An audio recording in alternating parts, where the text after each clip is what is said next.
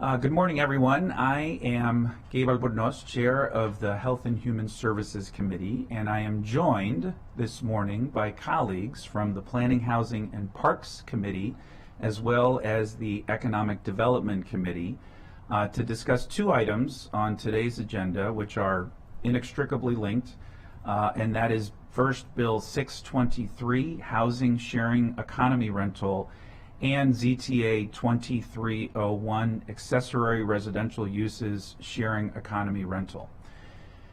Start out with a couple housekeeping items. The first is that the chair of the Economic Development Committee, Councilmember Natalie Fanny Gonzalez, will not be able to join us today. She is on a trip with the county executive and a delegation exploring economic development opportunities in Asia.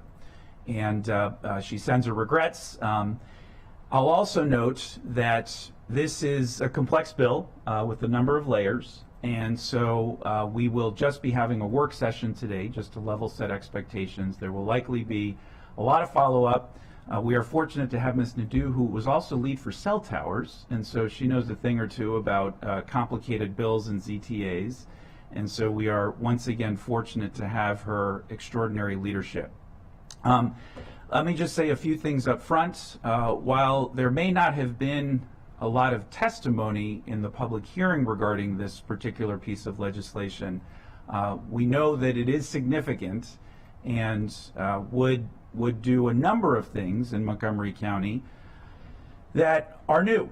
And so this is not a new issue. There are a number of other jurisdictions that have been tackling this, and there is sort of an informal economy that has been established, especially over the last 8 years, but was accelerated during COVID, in which a number of our residents are entrepreneurially looking for ways to be able to bring in additional revenue.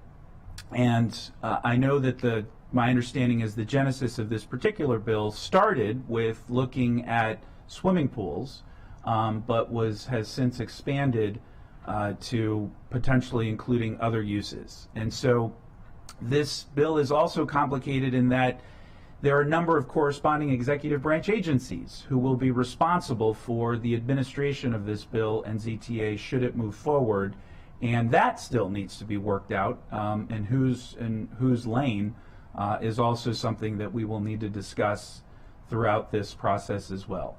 The county executive has weighed in, and there is, I believe, a letter in the packet, and Councilmember Jawando, I believe, provided a response to some of the questions and concerns raised by the county executive.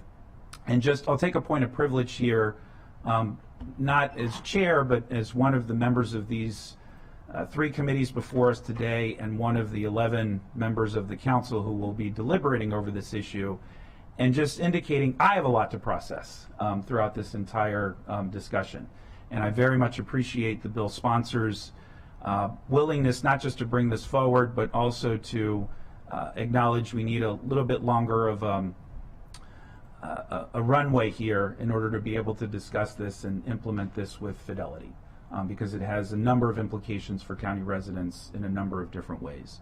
So I will stop there and first turn it over to my co-chair this morning, Councilmember Friedson, and then turn it over to the bill sponsors if they'd like to make some opening comments before we begin. Councilmember Friedson. Thank you, Chair Albornoz. Really appreciate your level setting. This is a complicated bill and zoning text amendment, to say the least. There's a lot of issues that are laid out, I think, very thoughtfully in the packet. We have a lot to work through and figure out. I look forward to that conversation and discussion, which I know will go beyond today, but today will be a good start to that conversation to balance what is the interests of the bill sponsor, which I very much appreciate, of looking into this sharing economy as an opportunity, but also recognizing that it is exceptionally complicated and intersects with a lot of other issues and will have impacts, and we need to address and mitigate those impacts. So look forward to working together to navigate our way through that. And with that, I'll yield back to you. Thank you. Councilmember Jawando. Thank you, Chair Albornoz, and thank you, Chair Friedson. And to all my colleagues, it's really good to be here today to take this up.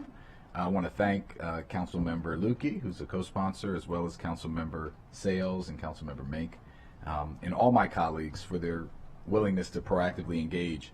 You know, one of the things about being in Montgomery County is we tend to do things first, and a lot of times that makes it more challenging, but also puts us on the cutting edge. And as was mentioned, there are some jurisdictions that are grappling with this in other parts of the country, but we would be on the cutting edge on this issue. So I want to thank the Joint Committee for the consideration. As was stated, the sharing economy is not new, but this expansion into, which is already happening, but into using privately owned outdoor spaces is a relatively new concept as far as a regulatory matter.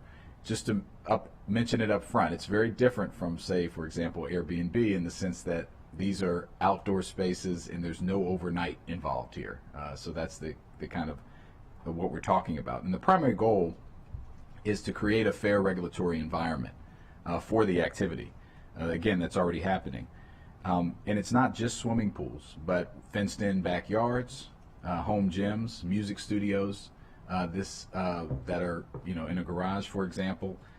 All of this takes consideration, and while some of those uses aren't happening right now, they could in the future, and I think we want to be ahead of it, not behind it. Regulation will help interested residents responsibly access the benefits of a sharing economy.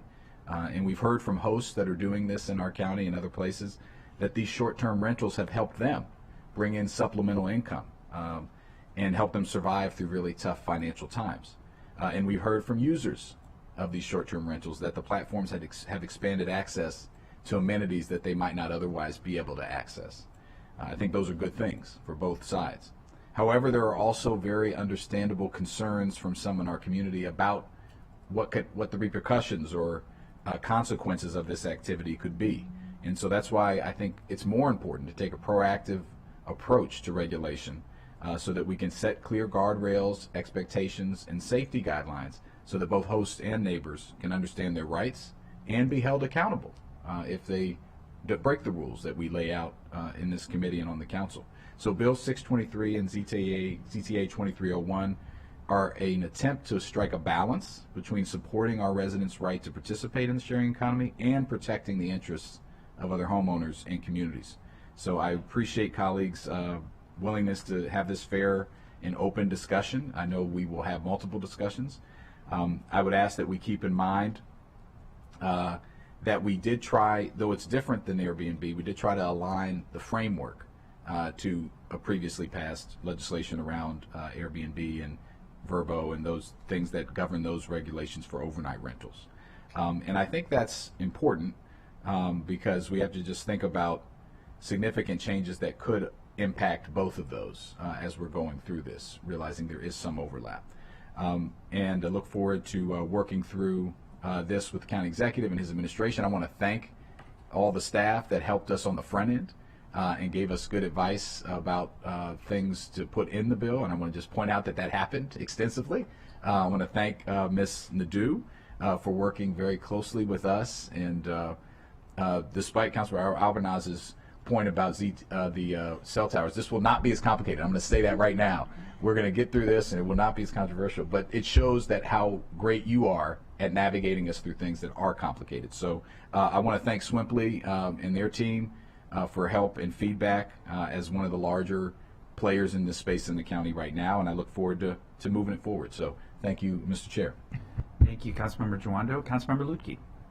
Thank you, and again, thank you, Councilmember Jawando, for bringing this forward and letting me tag along for the ride. I do sincerely appreciate the need for making sure we have an actual framework for doing this moving forward, because and this was something that was really perplexing to me when I would hear this at different, town hall meetings where people would start asking questions about it and they'd say, well, it's illegal. It is not. It is not. It's already happening. We just don't have any regulatory framework either at the state level or within the county to manage it presently. So, you don't have to have an explicit authorization to do the thing, but we should make sure that we are taking that step forward to make sure that we are setting the appropriate guardrails for Montgomery County and for making it consistent with other law that we already have, other policies we already have.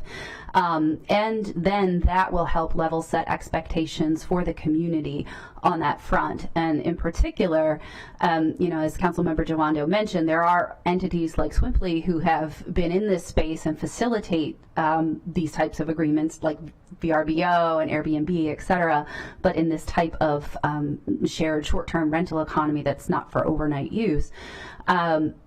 And those entities, or an entity like Swimply, has something in place already in terms of like liability insurance and coverage.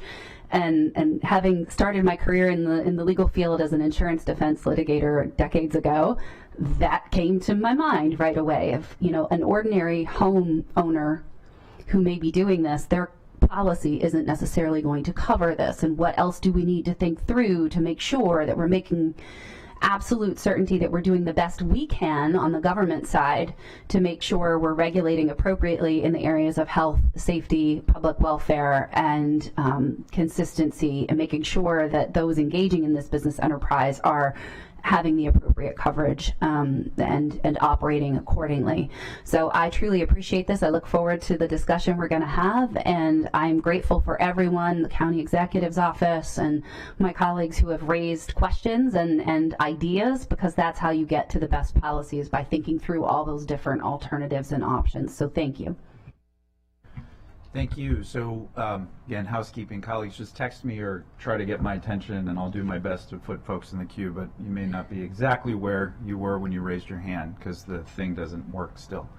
That's right. So a couple things, and there's a lot of different ways we can tackle this, but I'd like to request that the members of both the staff from the executive branch who will be responsible for administering this, if you could come forward, because there's probably going to be, interactive conversation all the way through. So anybody who is here represented, I think it would make sense for them to come forward now. Yes, so it would be DHHS and then probably have DHCA come up as well. So one background issue that I wanted to note, because as Councilmember Jawando said, when this was drafted, it was modeled after Airbnb and then tweaked where necessary because they're so different. The county executive recently sent over a bill that would move short-term residential rentals, which is what Airbnb is called, under DHCA. So to try to keep things consistent, we thought it would make sense to just have this discussion now. That bill has not been introduced yet, so if people are looking online for it, it'll probably be introduced in the next week or two. But just wanted to say that's why both agencies are going to come up, because there has been discussion, especially as we were drafting this, on which agency does make sense, if the uses even need to be under the same agency. So that is why they are all here. That makes sense. So before we get into possible amendments, let's focus on what exactly it is we're talking about. So my understanding is that the types of uses that are currently these are some examples, but by no means an exhaustive list of what would be possible if this were to move forward, are things such as people renting out their swimming pools for events, social functions, etc. People who want to rent out their garages that may want to have somebody come and work on a car, or carry out some type of mechanical service. Dog parks, as another example, or people who are, and I know this to be true now, boarding dogs in their homes, which is pretty popular actually. And there are probably hundreds of other examples of what these uses might entail. But could we start with Ms. Dudu, you describing what it is exactly we're talking about? Right. So what a sharing economy rental would do is it's defined pretty broadly to start, because as you note, it could be someone renting their swimming pool, their garage, their kitchen, any part of your property. So it's defined as renting any portion of your home for a fee. It's for under 12 continuous hours. I know there's some amendments coming up about what those hours would be, but currently the way it works is no overnight lodging is required, and the beginning and end hours are set, but the way most of the booking platforms work is you book for 1 hour, 4 hours, 6 hours, however many hours the guest chooses. So that's currently right now, the majority is the swimming pools and people using their yards as dog parks, but a lot of these platforms want to expand. So the idea in drafting was, well, let's go ahead and address it now before it starts and decide what we want those parameters to be. So as that expansion happens, the county has accounted for all of that. I appreciate that. And it is a complicated bill, but we do have absolute authority to do this at the local level, or would this in any way potentially be superseded by legislation at the state level? I have not found any preemption issues. Great. And in terms of, and we'll need to discuss this, not right this second, but again, in framing this conversation, the ability of the executive branch agencies to be able to administer this law will be particularly important in this case, as it always is whenever we pass legislation. But, just previewing that is something that we will need to talk about, and there is this potential transition that you mentioned and needs to be factored into the overall conversation. A couple of other just foundational questions, again, more for the public. So you mentioned Swimply, which is one organization. There are other organizations that help administer the sharing economy. Could you describe some of those, and whether what we are talking about today would focus exclusively on working with organizations that have some infrastructure, that potential insurance support that Councilmember Lukey mentioned, or would private individuals on their own be permitted to rent out any portion of their particular property? So just one of those foundational questions that I think is important before we get started. Right, it's a great question. So the way it works, the way the bill is drafted currently, it doesn't discuss the booking platforms at all. So the way it's drafted right now, even if a private homeowner went on Craigslist, put up flyers, however they decided to do this, whether they used a platform or not, they would be subject to this bill and the ZTA, whether or not they use the platform. Of course, that may be more difficult to do because there's different, as we go through it, you'll see there's like, for example, Swimply provides additional liability coverage. Or as another example, I'm trying to think. Well, one, you'd have to have enough users if you were doing it privately. Also in the bill, there is a tax that's applied. So for example, a company like Airbnb collects the tax monthly and then sends it to the county. Swimply doesn't currently do that, but other platforms might decide to do that. So anybody who's doing it on their own would also need to factor in making sure they're paying that tax to the county. But right now it would apply to anybody, no matter how they choose to manage their own business. They would have to make sure to get this license. Currently what's happening is when someone is operating this use, as you know, a lot of our agencies are complaint driven. So what's happening now is if a neighbor notices that their neighbor is renting out their pool all the time, usually they're calling because of a noise complaint or something along those lines, they get in touch with DPS, and DPS has been issuing violation notices because it's not currently allowed in the zoning code. So that's how that's working currently, which is how the issue came up with the platform saying, we have all these users in your county who are operating this use and are getting these violation notices. So I appreciate that. And last two just foundational questions before we get into the meat and potatoes. So currently DHHS is responsible for oversight of swimming pools that they issue the permits and licenses. They're also responsible for commercial kitchens and their review as well. Could you describe just a little bit, or could our colleagues from the executive branch describe what currently is in their particular purview for commercial use, not residential, but commercial use, just to get a sense of who's on first here and who's responsible for what current oversight? Good morning. Kenny Welch. I'm the acting senior administrator with licensure and regulatory services with the HHS. So we currently regulate commercial public pools, not residential pools. DPS is the agency that's responsible for the residential pools. They issue basically a building permit. Once the pool is constructed, then they turn it loose to the homeowners. We do not oversee anything regulated with backyard pools. For commercial pools, you're talking about significant structure changes from a residential pool, as well as basically the sanitation of the pool. So It's two different ball games, I guess you would consider. It's not the same. As far as the kitchens, a licensed kitchen, you'd have to have all commercialized equipment, either NSF or equivalent, and it has to be designed and built and constructed in a manner which would be conducive to health and sanitation codes. Sorry, THCA. What currently are you all responsible for, or what of what we're talking about might cross over to you guys currently?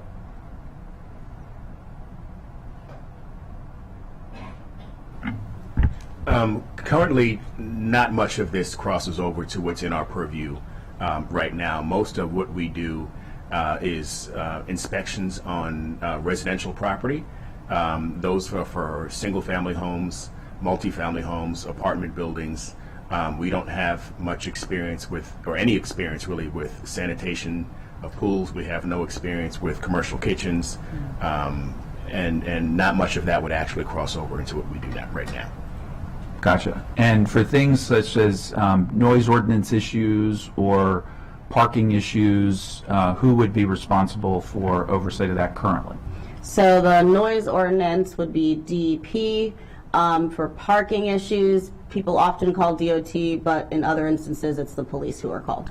Okay, so that's 6 county agencies so far, and there could be more that may currently be impacted or have some level of responsibility for oversight of this. We've got 2 here represented. You know, this is a foundational work session, but should we consider inviting some of those other corresponding executive branch agencies that may touch this in some way? I think, yep. Councilmember Jawando has a point, and actually, Council President Glass was in the queue, and then I'll go to Councilmember Jawando. You done? Yes. Great. Good morning. Thank you for framing the conversation. I think the way that you did, there's a lot in here that's already in the bill. There are a lot of amendments, and so we're going to be digesting this, I think, for some time. And I just want to start with the bigger picture that it is interesting, for lack of a better term, that there are lots of conversations locally and nationally about land use. And we're less than 1 week from Arlington County changing some of their zoning policies regarding residential use. We are having conversations to some degree about residential use on our properties, and this legislation is, in concept, changing the residential to commercial. That's how I view it. And there's a lot to unpack there. And so this is an important conversation. I don't intend to move quickly on it, just setting the stage as the chair did, because these are really important conversations.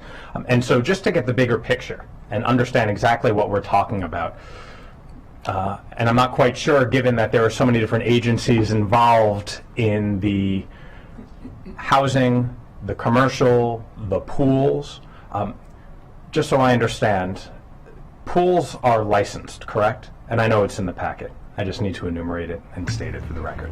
So the thing about swimming pools is there's public pools and there's private pools. So the private pools are the ones that, the public pools are the ones that DHS is regularly inspecting and that they're licensed. If you have a private pool, what happens is you go to DPS and you get a permit to build that pool. But it's not, once you've built it, it's not inspected regularly or anything like that.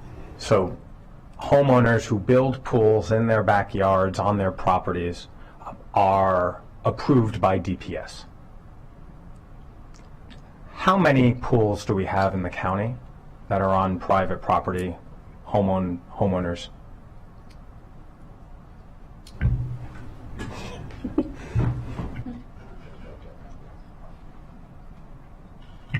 Good morning, Ihsan Motazedi, Deputy Director with DPS. I don't have those numbers for you, but we can get them for you.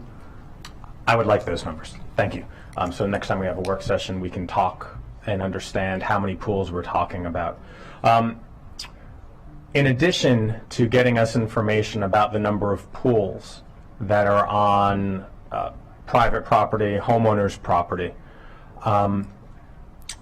what I think would be helpful is if we have additional information about how many different pools there are based on zip code, so we can understand the geography of where these private pools are, these homeowner pools. I think that would be helpful, in wanting to balance between the privacy of homeowners, but understanding the geography and the scope of what we're talking about, I think would be extremely helpful in that regard. The fiscal impact, how did the executive come up with $219,800 for the fiscal impact for the first year and nearly $300,000 for the fiscal impact the next year? So we do not have OMB here, but I did talk to them as I was drafting the staff report. And so the way they came up with the numbers is, one, the assumption that based on, I think they did do some looking at existing short-term residential rentals, those Airbnb uses, to see how many we're getting. But the OMB estimated that we would need at least 3 more full-year personnel in order to manage this use. They also included some money for operating costs, as well as for outreach to the public, as well as for staff. And then another larger chunk was actually annual software licensing fees. So if people are going to be applying online, I know there's amendments for posting your guest book online. So all of those technology costs as well were factored in. And is the tax revenue expected to equal that amount?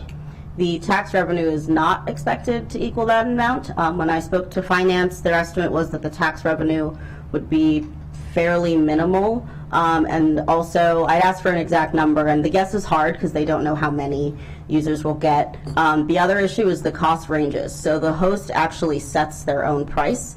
So right now, if you open the Swimply app, renting a swimming pool ranges anywhere from $30 an hour to $100 an hour. So the price varies as well. OMB did use the current application fee for short-term residential rentals, assuming that fee would be the same, which I believe is $150. Also, this fiscal impact statement, of course, doesn't account for any of the fines we receive, is not factored into this. And last question now, just for level setting. So the fiscal impact statement of $219,800 for the first year for FY24 that's proposed, is that in the county executive's proposed $6.8 billion budget? I do not believe it is. Okay, because it's not yet law, but if this were to pass, then that would be added to the $6.8 billion. Very good, thank you. Lots of questions, and I'll bring them up as we go through the work. Thank you. Thank you. I've got Councilmember Jawando, followed by Councilmember Friedson, then Councilmember Balcom, and then I believe Councilmember Lukey wanted to make a comment as well. So, Councilmember Jawando. All right. Appreciate this. Here we are, and hopefully at some point to the chairs we'll be able to, these are good framing questions, but maybe try to go through some of the amendments which touch all of these things. Yeah. I think we should try to tackle some of them because quite other questions will come up. I did want to note, though, for example, for an Airbnb, a lot of Airbnbs have pools, and people use those pools. And so I think I want to be careful that, like you can rent a house today and use the pool at the house as part of renting the house. So this is happening, not a new concept in that regard. And I do think that this is not a commercial use. This is not, you're not setting up a business with the bill as drafted and amendments to come. There is no business here. This is a short-term rental that can be used for a number of hours, a couple days a week. You're not gonna. There's no prop. I'm a lawyer. Not. I didn't make much money in the business world, but I don't think that's a good business model. So I don't think people are going to be using this as a business. So while there are, we just need to recognize that the context of Airbnb and where we are, you can rent a house today and use the house, anything in the house for any, and under the rules that we've set out under that ZTA and that statute. I also think on the fiscal impact, you brought up, Mr. Dew, we don't know how much this will be used, so that's going to be a moving target. the prices are different. One of the things that could happen as a result of this is more people could sign up, right? But I think it will be, slow. I don't think it'll happen overnight. Councilman Friedson and I were just talking about like the on the pools number. A lot of pools have been built a long time ago, so I don't even know if DPS would have those numbers because there's not. My understanding is, and this is a question I had anyway, if you build a pool in 1980, there's no ongoing inspection requirement or interaction with DPS. Is that correct? Yes, once they obtain the building permit and it passes all the inspection and it's final, then there is no enforcement or any kind of inspection by DPS after that. And when do you know when you started requiring permits for pools? I have to go back. I've been working for the county for the last... Not that long, though. Well, it's been 16 years that I've been here. They have been, if you have to construct a swimming pool, a private swimming pool, swimming pool, you have to obtain a building permit from us, and it probably goes back to at least the last 20 or 30 years. Okay, so you could pull some level of permits from back to give you some sense of the number. We could, and I was going to ask, how far do you guys want DPS to go back? Is that something to go as far as we? Yeah, I think as far as you have the permits. Yeah, yeah. I got you. How low can you go, as they say? Okay, and then the other point I wanted to make. Again, just that I think it's important for the public discussion too, just framing this is not a commercial use. Like the idea that a swimming pool at a big, large, our public pools is very different from having a couple people over and using a pool at an Airbnb or at a short-term rental, right? This is actually lowering the cost. One of the things the racial equity statement said, like for example, if you don't want to rent the whole house, which is going to be a lot more expensive than renting the pool for 2 hours, this would allow you to do it. So it's kind of a sub-use in that regard. And then the last thing I wanted to mention, I'll pass to colleagues and look forward to getting into the amendments, is that a bill did pass the Senate, the state Senate, just a couple of days ago that would create a state tax for this and enable a local tax, which we already have authority to do, but just kind of explicitly say it. And that I know it crossed over and Representative Vogel in the House, or Delegate Vogel rather, has the bill there, and I expect it to move forward, but we'll see. We're monitoring it. But so I just wanted to make sure colleagues knew that there was a state action on this as well. Thank you. Thank you, Councilmember Friedson. Yeah, Chair Friedson. Either way works. Thank you, Mr. Chair. Appreciate all the questions and the framing. I do think it would be helpful to know what we're talking about to a certain degree. I think one of the challenges here is we don't know what we don't know, and that is going to be an ongoing challenge. I don't think that's unique just to the swimming pool question. That's to everything else. We don't know. We are framing this and setting this up to define it very broadly, and therefore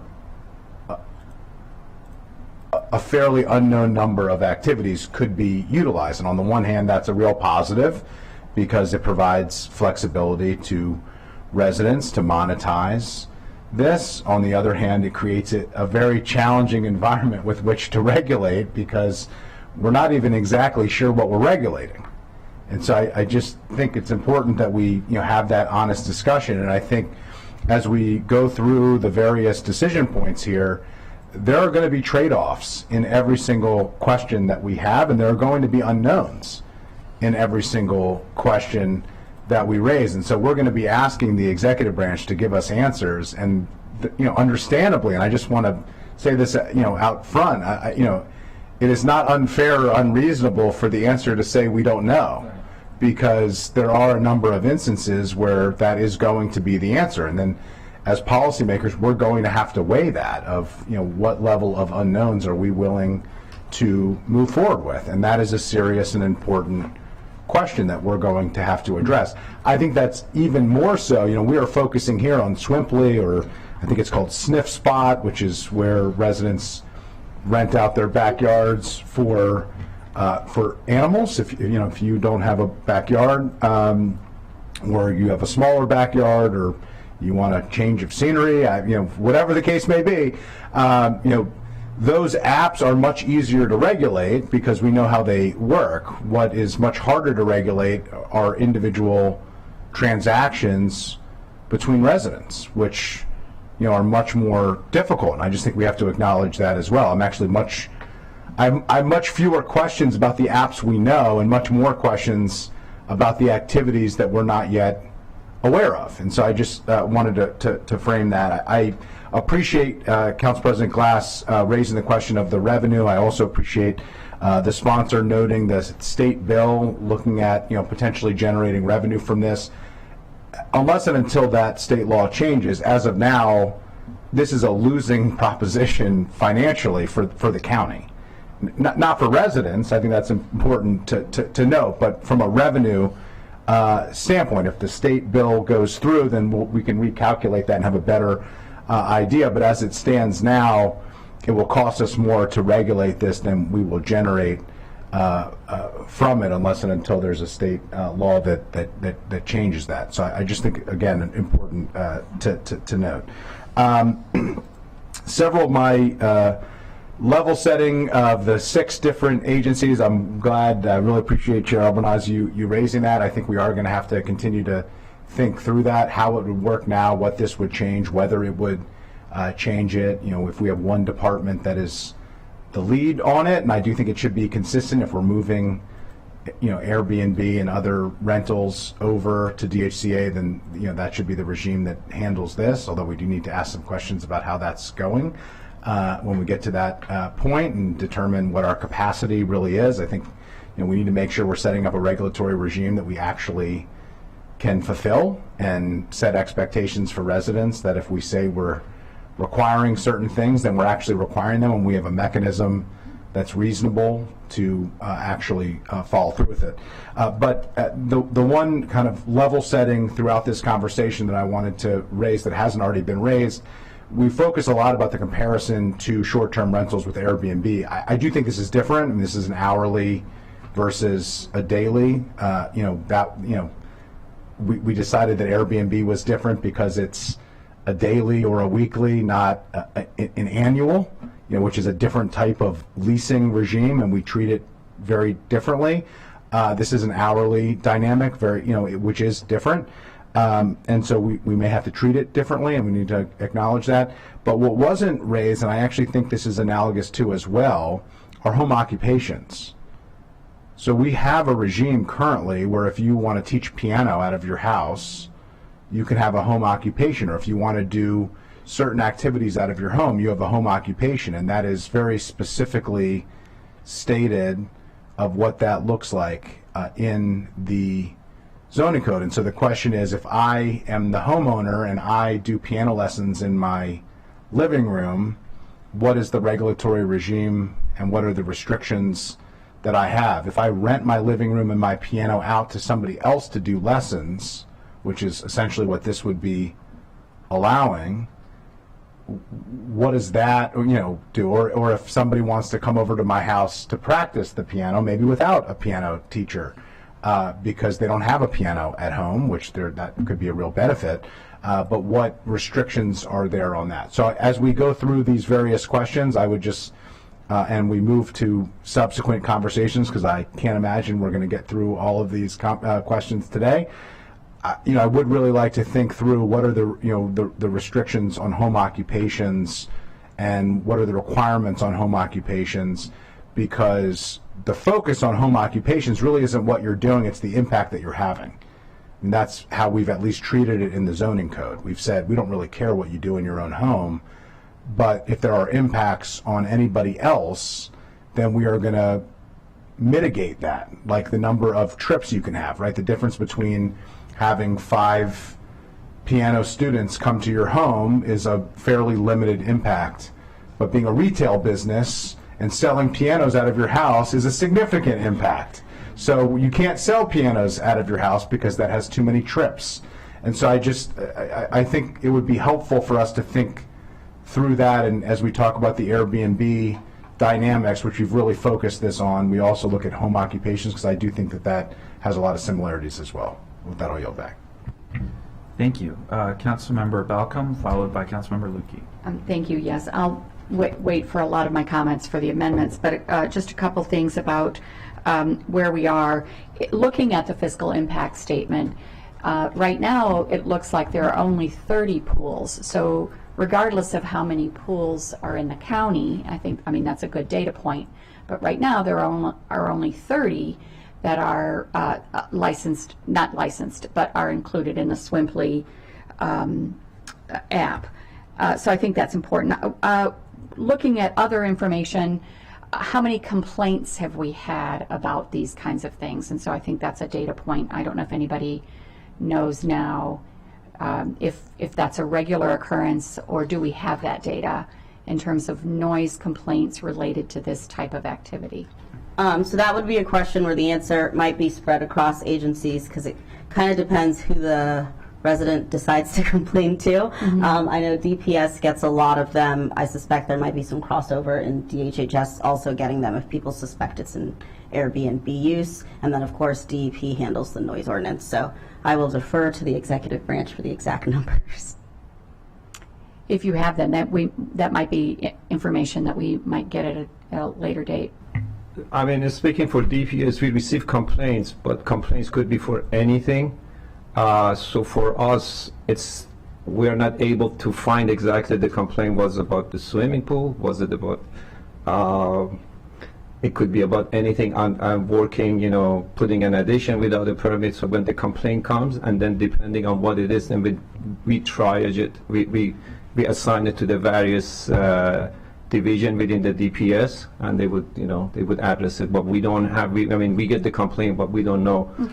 We don't keep track of it. Okay, how many is specific to what you're asking for? Okay, thank you. And then to Councilmember Friedson's point about home occupations, I think we'll get into that when we talk about the commercial aspect and what is allowed, what isn't allowed. But I know there's people do birthday parties in their homes, and the owner does it. So is that different if the owner is hosting a birthday party for a fee as a party planner? Is that different than having somebody use their home for a birthday party? I think that's going to be interesting. And then similarly with caterers and how that works. We can get into that when we talk later on in the amendments. Thank you. Thank you. Councilmember Lukey. Thank you. I just wanted to raise something because I know this came up during the public hearing, and I want to make it clear that there's nothing about this law that if we pass it changes or alters an HOA's ability to preclude this activity. So any community that has an HOA agreement may already be precluding this based on the terms and conditions outlined in the HOA agreement. And then similarly, they may subsequently adopt things after this law is enacted that reduce or restrict or alter the applicability of this law. So it's not that by passing this it guarantees that anyone anywhere in the county can do this. There are other restrictions around that. And then as my colleagues were talking, something to keep in mind as we're talking about the home occupation businesses, which is a great frame of reference for the discussion, but there's an implication in there that the home occupations business, the individual, the homeowner is present, which is different than what may be implied depending on circumstances within this bill. And the distinctions, as Councilmember or President Glass stated, commercial enterprise versus non, the difference in tort law over business invitees versus a licensee, a social guest, and how that's different. If I have a pool and I'm allowing my neighbors to use it for their 5-year-old's birthday party, and I'm like, and I'll throw in your cupcakes, I'm not charging them anything, they're just there and they're hanging out. They are a social guest at my house, and my duties under the law are different than what they would be if there was a fee charged, and the heightened expectations of duties related to the property's safety, habitability, what's going on there, and your level of required supervision or ensuring that that property meets certain standards as a business, as someone who's welcoming business invitees to your property. So that's really critical in this analysis, because whether they're renting for an hour or whether they're renting for 8 hours, that duty of care would be the same, and we need to be really cognizant of that as we move forward. So thank you. Oh, and since you mentioned the state bill, that's a taxing bill, and just for the millions watching at home, it will be heard in Ways and Means on Thursday at 1 p.m. It's Senate Bill 691. So I believe you need to sign up to testify if you'd like to by Wednesday, or it'll open Wednesday morning. So there you go. That's my PSA. Thank you. I appreciate that. I had a couple of other foundational questions for the next session. I don't expect the answers right now, but I think they're important. I'd like to know the number of staff within each of the corresponding agencies whose direct responsibility it would be to have oversight of this. Literally how many people we're talking about within each agency. And because we are talking about off hours, weekends, evenings, how many staff would be on duty those evenings and those weekends in the event that there were a concern raised by a constituent. The folks who have regulatory authority, who would be dispatched to go check out and see what was going on. How many staff members within each of your agencies? And related to that, and I know this one's a little bit more squishy, but I mean, I just got to say that there are concerns about the ability to administer existing laws that are on the books, and the ability to meet those demands. And so, to the degree to which we can get information within each respective agency that quantifies and tracks how you all are able to administer current laws that are on the books versus how many complaints you get. I mean, however you track it would be a helpful thing to know in this context. And then finally, for now, I said finally, it's definitely not finally, is the corresponding county agencies who are not here, DEP, police, and anybody else, obviously we'll need to give them a heads up. And I didn't mention this up top, but I should have. It's hard to get 3 committees together for a session on a good day. And we are, of course, entering into the budget season, which understandably and correctly takes precedence over the next few months. So we're going to do our best to sort through these very important questions and go through these very important amendments. But I just wanted to set that expectation in terms of timing here and not put any undue pressure on us to rush this through, because obviously we really got to think this through, as we would any bill. But because this involves so many agencies, I thought it was important to stress that. So I don't see any other questions or comments from colleagues. So Ms. Nadeau, I'm going to turn it over to you now to frame this how you think, in your recommendation we should frame it. And yes, we are going to go through the amendments, but they're connected, they're interweaved, and so it's not going to be a clean conversation necessarily. But that may be the best way of us doing this. But I leave it to your expertise. And what do you think? So first, I'm going to answer a question because I think it is going to keep coming up, and it will change a lot of the drafting. So Chair Friedson anticipated my early thinking, because I had actually looked at home occupation when we were drafting this, and the standards are actually pretty good in terms of running a business out of your home. There's lots of pretty strict standards, and it's all very well regulated. The only caveat is a lot of home occupation assumes it's only indoors, and a lot of the restrictions are restricting making sure that no business is happening outside. But obviously we can definitely revisit those, but I figured I'd answer that as it keeps coming up. So I think there's 2 ways to do this.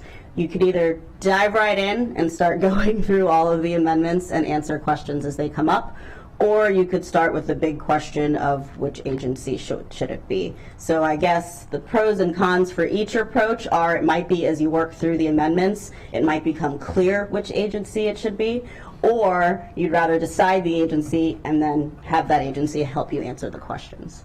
So those are the two approaches. Yeah, there's the pros and cons to both. I think, just speaking for myself, the latter probably makes sense, because there are questions. We don't know what we don't know, as was stated earlier by Chair Friedson and many others in many different ways. So that's my suggestion. You mean the former, I think. The former, sorry. That's right. Yes, Yeah. yes. Yeah. So the first, So go through the amendments and then see how it shakes out after that. Is it- okay, so I'm getting head nods, so why don't we tackle it that way? And let's just also set, that this is scheduled to potentially go to 12:30. I don't know whether there will be a natural stop and pause point, but maybe we see how the First Amendment conversation goes, but I think it would make sense.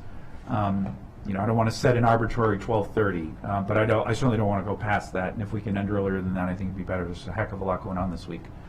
So just wanted to say that as well. So Ms. Nadeau. Okay, that makes sense. So if it helps for timing, what I did was there were many different amendments, but they tended to fall into categories. So for example, number of people, there's 3 different amendments. So I grouped the amendments by question and by category. So a natural breaking point might be like as we hit the end of a category. We're going to skip to page 5 of the memo then. And the very first question is which agency should govern, so we're going to skip that one. And we're going to go to B, which is mitigating impacts. Real quick, Councilmember Jawando. Other than just restate what the bill that we're going to get, because the executive has a viewpoint Right. on this, and I think it makes, it's his executive branch, and obviously he's discussed that viewpoint, I hope, with his staff. So could you just, because I think that's important. Yeah. So right now, Bill 623 places licensing, renewals, the whole regulatory infrastructure under DHHS, which is where short-term residential rentals are. The bill that the executive has transmitted, but again hasn't been introduced yet, would move short-term residential rentals to DHCA. So in my conversations with the agencies, the way it broke down was short-term residential rentals went to DHHS because they were similar to bed and breakfasts and hotels, which were already under that agency. And the thinking is now that it's been operating for a while, because short-term residential rentals, it is inspecting or regulating at least residential properties. That's the thinking for why it should move to DHCA. So that's sort of the why it is where it is now and why there's an idea that it maybe should move. Councilmember Friedson. Yeah, first of all, appreciate it. I do think it makes sense to wait till the end, but I think that a very important part of this conversation is going to be consistency. Consistency in how we treat home occupations, consistency in how we're looking at short-term rentals, Airbnbs, et cetera, and consistency in how these issues are being regulated and treated. And so I think it's not only important that we look at all the amendments and what the impacts are going to be, but also the macro conversation of if we're moving these over from DHHS to DHCA, if that's the direction that the council ultimately is going to go in, then I think it is, it would be silly to pass a bill that has it in one and then pass another bill subsequent to that and then have to come back and revisit that. So I think it's going to be an important part of the conversation, number one. And number two, as we have this conversation, I think it's important to note what was raised in the beginning, that ultimately this is the agency that is going to field the complaints and is going to be, essentially like the arbiter. But it's not necessarily the agency that is going to be responsible for all of the various issues, because some are going to be noise complaints, some are going to be, other impacts that are unrelated to any one department, and no department in county government can cover all of the issues. And so, from my perspective, I really do see this as like a tenant-tenant, instead of landlord-tenant. This is a, homeowner, resident, issue. This is a complaint-driven issue that will have to be navigated and fielded out to the department that is handling it, and not necessarily a question of what is the one department that can cover all of the issues that are going to come up, because there is no department that is, omni-focused, so to speak. So I just wanted to raise that. I don't think we need to flesh that out or discuss it, but I think we shouldn't get too caught up as we go through the amendments of which department is responsible and basically have like a checklist, and whoever gets the most checks at the end is where we place it, because I'm not sure that's the best way to handle it. Yeah, and that raises another issue. There are legal implications for this, for the county, and some potential exposure. There is on every issue. But there are multiple county attorneys responsible for multiple county agencies who may have a different take on what that exposure may or may not entail. And so we get sued all the time. And so I think that it's something that needs to be taken into account somehow in this conversation. I don't quite know how, but I think it would be good to have somebody from the county attorney's office present moving forward for the second work session to discuss that exposure and how they would represent the various departments for these issues. I don't know how to reconcile what Councilmember Friedson, or Chair Friedson just said, but it's a good point. I think we're all nodding our heads. So I don't know if Ms. Nadeau, you have a thought on how to incorporate that into this conversation at this point. My one thought was some of it might also come down to how the inspection piece plays out. So a lot of the argument for DHHS is they're already inspecting commercial businesses, but right now short-term residential rentals aren't inspected at all. The county executive's bill would have them start being inspected, and sharing economy rentals also in the current bill are going to have inspections. So it might turn down to where that, I'm saying inspection a lot, but where that inspection expertise, where that falls. And then staffing questions as well. And then, of course, I can invite the county attorneys. I've spoken to a couple of them in terms of the preemption and the tax issues and other issues, but as amendments are made, it definitely makes sense to keep consulting with them. Thank you. Councilmember. Yeah, just real quickly, and then I agree and appreciate Council Vice President Friedson's point. It would be unrealistic for any entity under any inspection regime to, DEP does noise, resident, if you have a current complaint of a use of a house, that whether it's a home occupation or an Airbnb, it's already farmed out. There's someone who's primary on the complaint, and then they would farm out to, DPS would get a complaint, you farm it out to the review for DEP for noise, for example. So I think that's going to happen always. The question of where it resides, because it's residential, I think it does, the county executive's point of moving it DHC probably makes sense, but let's go through it and figure it out. Thank you. Thank you. Ms. Nadeau. Okay, so I guess we'll jump into the first detailed amendment. So the first category is mitigating impacts. I put this first because I think it is the meatiest category. The very first question is, so what I did, because there was public testimony, council member amendments, county executive amendments, I sort of noted, I realized I didn't put what my abbreviations are. PB is planning board, CD is county executive. So I noted who commented on that category, and then also there's a bill and a ZTA, so some amendments would go in one, the other, or both. So the first question is the number of rentals that should be allowed within a certain time period.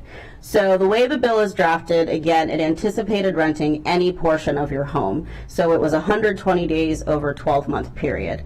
But as has been noted, right now, a lot of people are renting their swimming pools, which would be in the summer, which would mean you're getting 120 days in a row, probably, if the person is choosing to only use this to rent their pool. So there's a few ideas on the table. The first one from the county executive is limit rental activity to once per day, 3 consecutive days per week. So one thing council staff wants to flag for this whole category really is what the council should be trying to do here is balancing the impact on the neighbors with making it worth it for a person to do this at all. So if the number's too low, you have a risk of people just not using this use or not getting licensed, because they say if I license and you're going to restrict me, then I'm just going to continue to do it without permission. So those are the two things that need to be balanced. Also, before I go through the choices, Chair Albenard, do you want me to run through all 3 choices and then discuss? Yeah, why don't we do that? Okay. But I got a lot of points on this one. Okay. I'll have a lot of points on the other 2. I'm sure others will as well. But why don't we just go through all 3 and then we'll come back. Okay. So the limits are first, how many rentals a day, and then how many consecutive days, and then how many days a year. So the first, in terms of rental activity per day, council staff does not actually recommend this one because rentals can be anywhere from 1 hour to 12 hours. So you could say it's only one rental activity a day, but that's not actually changing the hours that the pool or et cetera is being rented out. So that's just one critique of that amendment. The consecutive days, county executive proposes 3 consecutive days per week, being the most you could do in a row. So you take a whole week, you do 3 days, then you have to take another day off before you could do another day. The second proposal from the county executive is limiting the number of activities to no more than 10 days a month. And then, which doesn't conflict with option 1, of course, because you're doing consecutive and then days per week and then days per year. And then amendment 3 from the planning board was actually doing a different number based on whether you're renting indoors or outdoors. So if you go through the planning board memo and staff report, a lot of it talks about how the impact of renting something outdoors is very different from the impact of renting something indoors, as we discussed with something like home occupation. So for example, you could say you can do 10 days a month for the outdoor space, but 15 days a month for the indoor space. So those are all the different ways you could limit the hours and number of rentals that are happening. I know right now, I can tell you there's no like strong basis for the numbers. It's sort of what numbers feel right, which I know isn't the easiest to work through. But those are the 3 decisions. I mean, I can recap them one at a time. So it's whether there should be a limit on consecutive days, how many days you can do a month, how many days you can do a year. Okay, since I started out, I'm going to wait until the end this time and yield to colleagues, but I do have a number of questions and thoughts about this. But I'll start. I see Councilmember Lukey's first in the queue, and anybody else that wants to get in the queue, let me know. All right, so my big question here, because sometimes things look good on paper, but my question from the legal perspective is, regardless of the number you choose, how would that be enforced? How would you know 10 days, 120 days, consecutive, non-consecutive? And what have you thought through in terms of how that might work? So the bill requires keeping a rental log. So the host has to keep a log of every rental, how long the rental was for. So the way it currently works is if a complaint is filed, that log could be requested, and then whichever agency is in charge could see how many are being done. Again, as I think you're hinting, it is all complaint driven, and assuming that host is actually maintaining that log accurately. And they would, if we are able to, once Senate Bill 691 makes its way, if it's making its way as it's going this week, and require taxation, that would also be available for audit and could be compared to, of course, the quantity of rentals in that facility and also audited in that way. Would that work that way? Yes, exactly. Okay. Tax fraud is a great enforcement mechanism. It sure is. All right, thank you. Thank you. I've got Councilmember Balcom, followed by Councilmember Friedson, or Council Vice President Friedson, then Council President Glass. Yes. So I think that I'm just looking at the planning board amendment. I think that would be really difficult because if you're limiting the number of the indoor versus outdoor, I think it's even going to be even more difficult to enforce. You have an indoor party, it spills out to the balcony, out to the backyard. There are just conversations that are happening in the backyard. I think this is would be far too hard to enforce. So I'd like to just state that, take that off the table. The issue of 10 days per month, I think that's going to impact the summer and the pool use. So I would be reluctant to, I think we have to figure out, I know these two aren't mutually exclusive, but I don't know if 10 is the right number on that one for summer use of pools. And then the consecutive days per week, I guess I don't have an opinion on that, so I'll. Thank you. Council Vice President Friedson. Thanks. Well, I appreciate the questions that were asked and agree with them. I think there's two aspects of this. One, this directly does relate to a threshold question of what is it we want to allow and what is it we're intending to have here. And if the goal is to be able to make a modest amount of income on your property, then the question is, how much? What level of commercial activity is reasonable and what is excessive? And that's a threshold question. And so at that point, is more than 3 consecutive days so that you can do a long weekend, for instance. If it's July 4th weekend and you're out of town, and this would be helpful to be able to do Friday, Saturday, Sunday, or 3 consecutive days in a row. If we're going to allow this, that doesn't seem unreasonable to me. If the goal is to do this every day, that's a business. You've turned your house into a business, and I'm not saying that's wrong, but that's a different threshold than what we are discussing here. That's a very different standard. So I just think that we need to ask the first question of what are we trying to allow and what are we trying to accomplish before we decide what are the appropriate number of days. And then I do think it's important, we should not do anything here that we can't enforce. So it sets completely unrealistic expectations to the community. It is completely unfair to say that we are going to put in a regulatory regime that restricts something and then have no mechanism realistically to ensure that it actually happens. I'm not interested in doing that. I think we might as well not do it, because that is going to create more problems than it solves. And so I think we need to figure out what can we realistically enforce, what's reasonable, what are we trying to accomplish, and then come up with the number. I didn't come here with the answer to these questions, but I think that's important. And I did want to note the online log. I think we need to figure out what that actually would look like and what it even means. I'm not really sure. It's separate but related to this issue.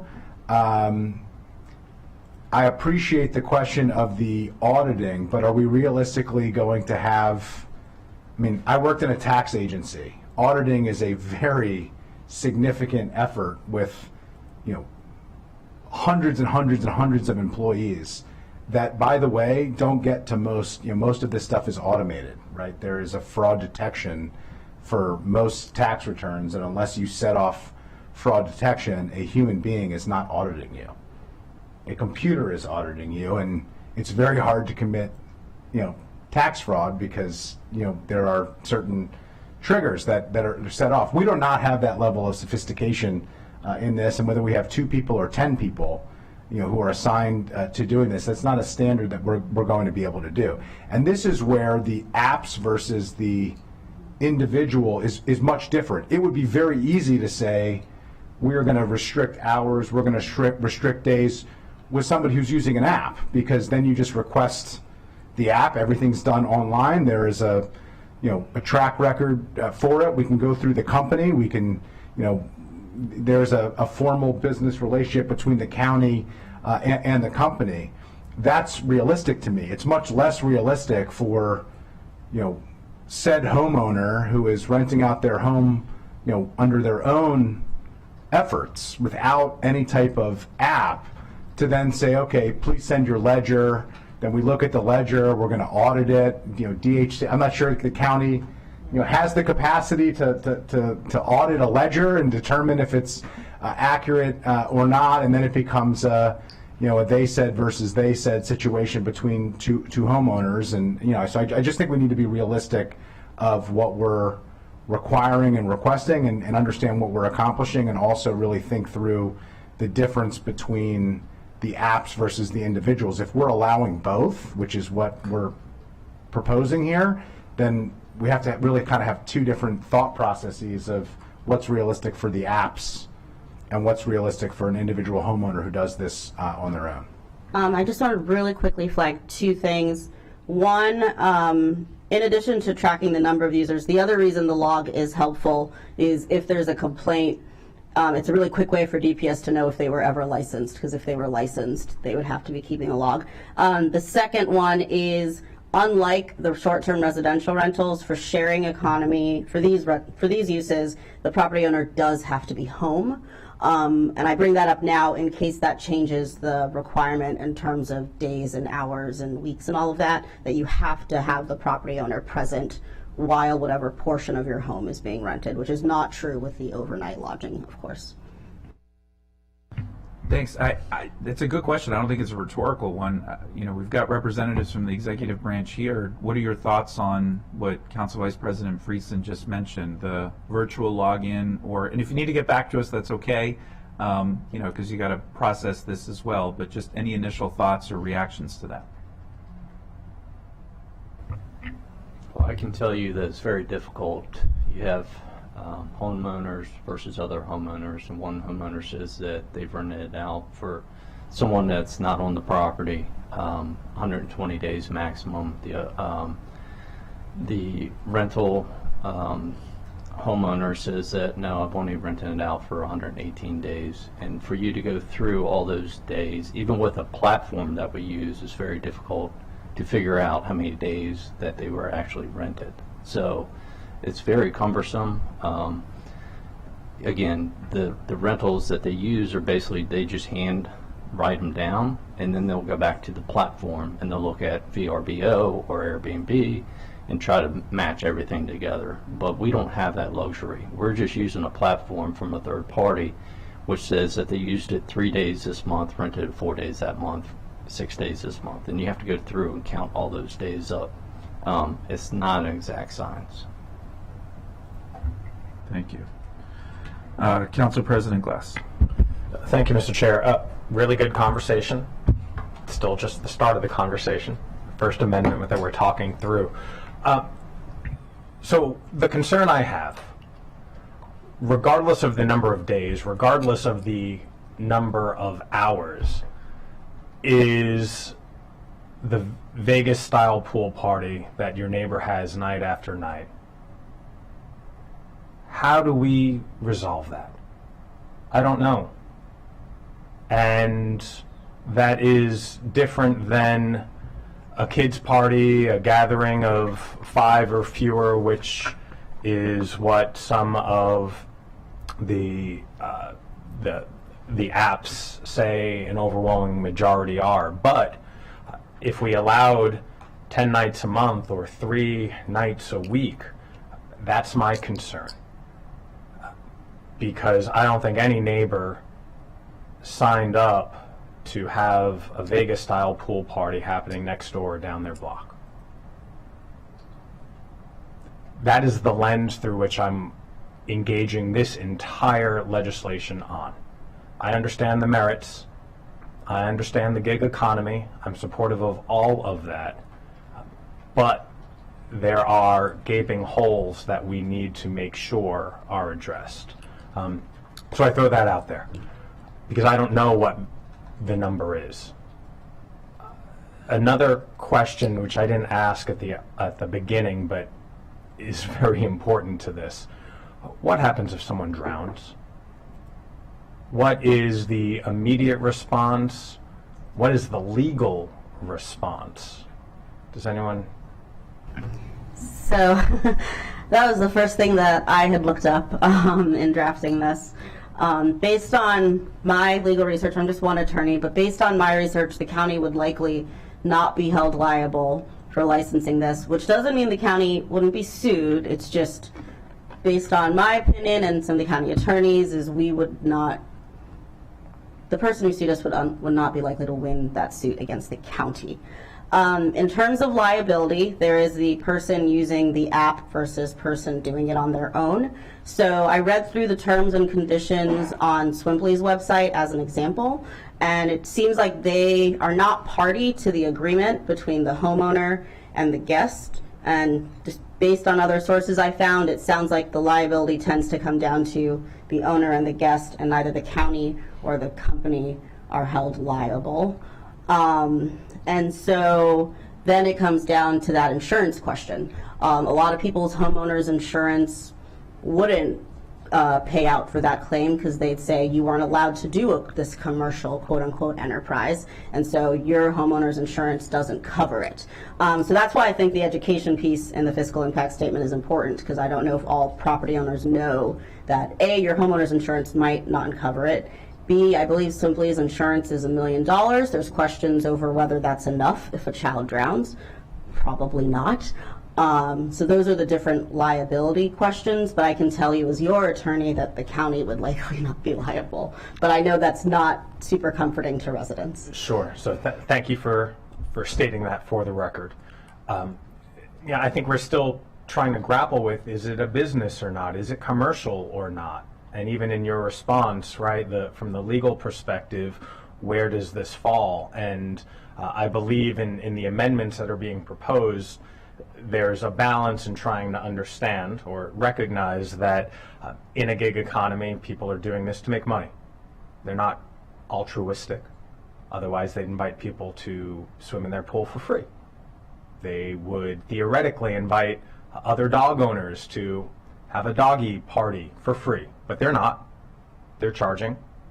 And according to articles I've seen and been reading, there's good supplemental income for those who are dedicated to this endeavor. And so, again, I think it is commercial use.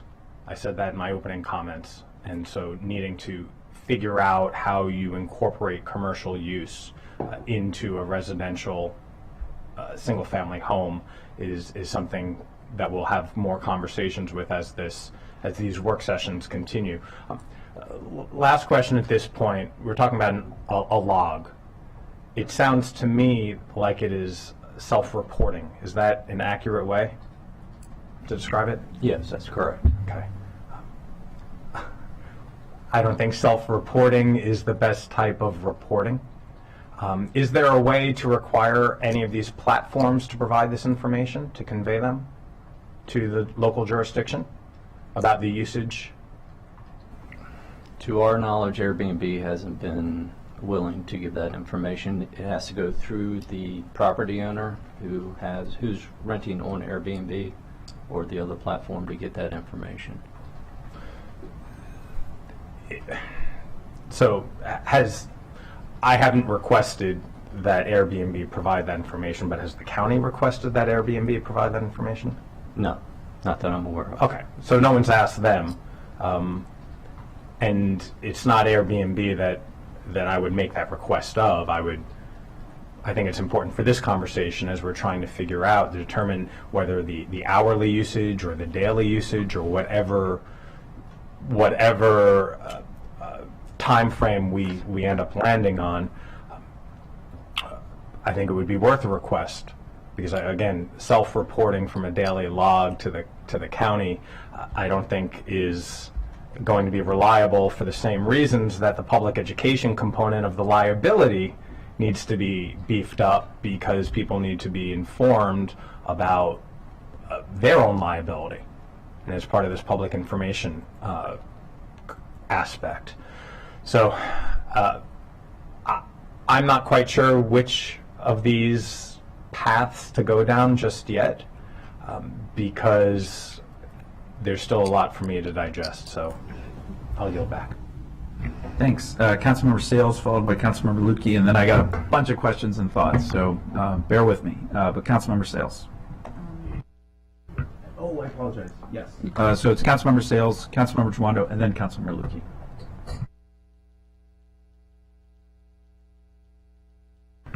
Okay, so we're just talking about the Second Amendment right now? Okay, thank you. Just wanted to make sure.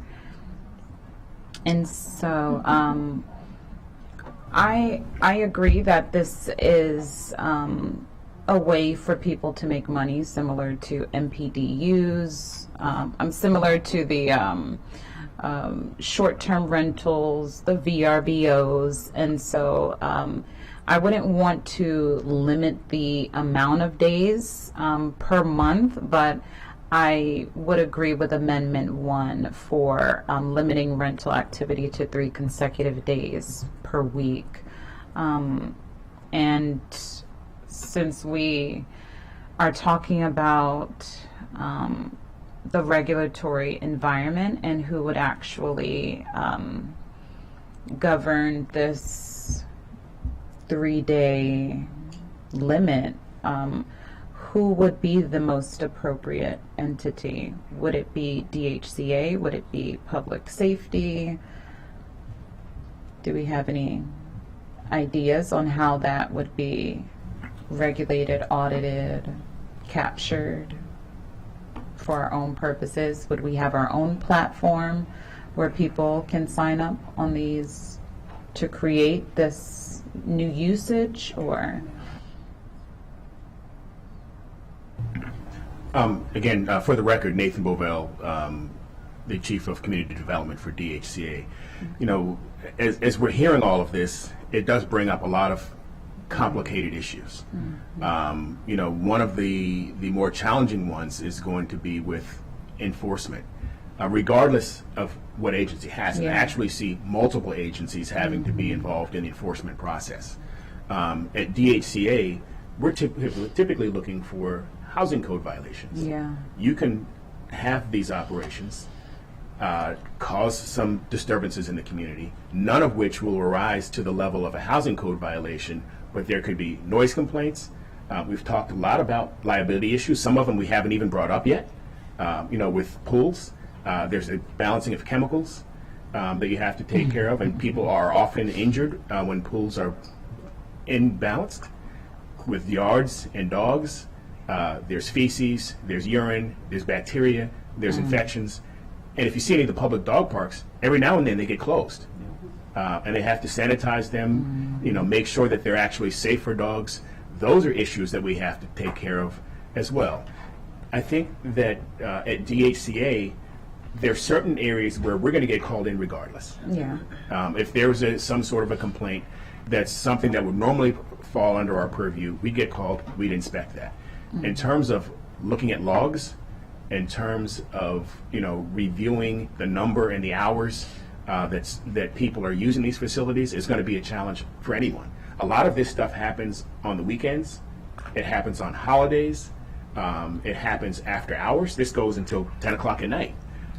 Most of the agencies don't have staff available during those times. And I'm wondering, I haven't had the opportunity to fully review the financial impact statement, but if they're taking into account that you're not looking at a regular salary, you're going to be looking at a differential for overtime or evening or weekend or holiday hours. So those are some of the things I think that we really need to hash out, to consider. I think that the other issue is that when we come out on DHCA, we're looking for violations. There's a certain period of time that somebody will have to correct those violations. Most of the time, if there's a violation, whoever is there at the pool running it at the time will be gone before that new inspection period takes place. So we have to look at who is going to be responding, what are the types of complaints that are going to come in. If it's noise, you know, and it's after hours, maybe police respond. If it's, you know, overcrowding and they're not complying with the number of people, I'm not sure how we would deal with that, because whether if it's DHCA, we're going to come out and we're going to say you have a violation, you have a certain number of hours or days to correct this, and then we come back. By that time, the person's not there anymore. So I think we have to really look at how this is going to be enforced.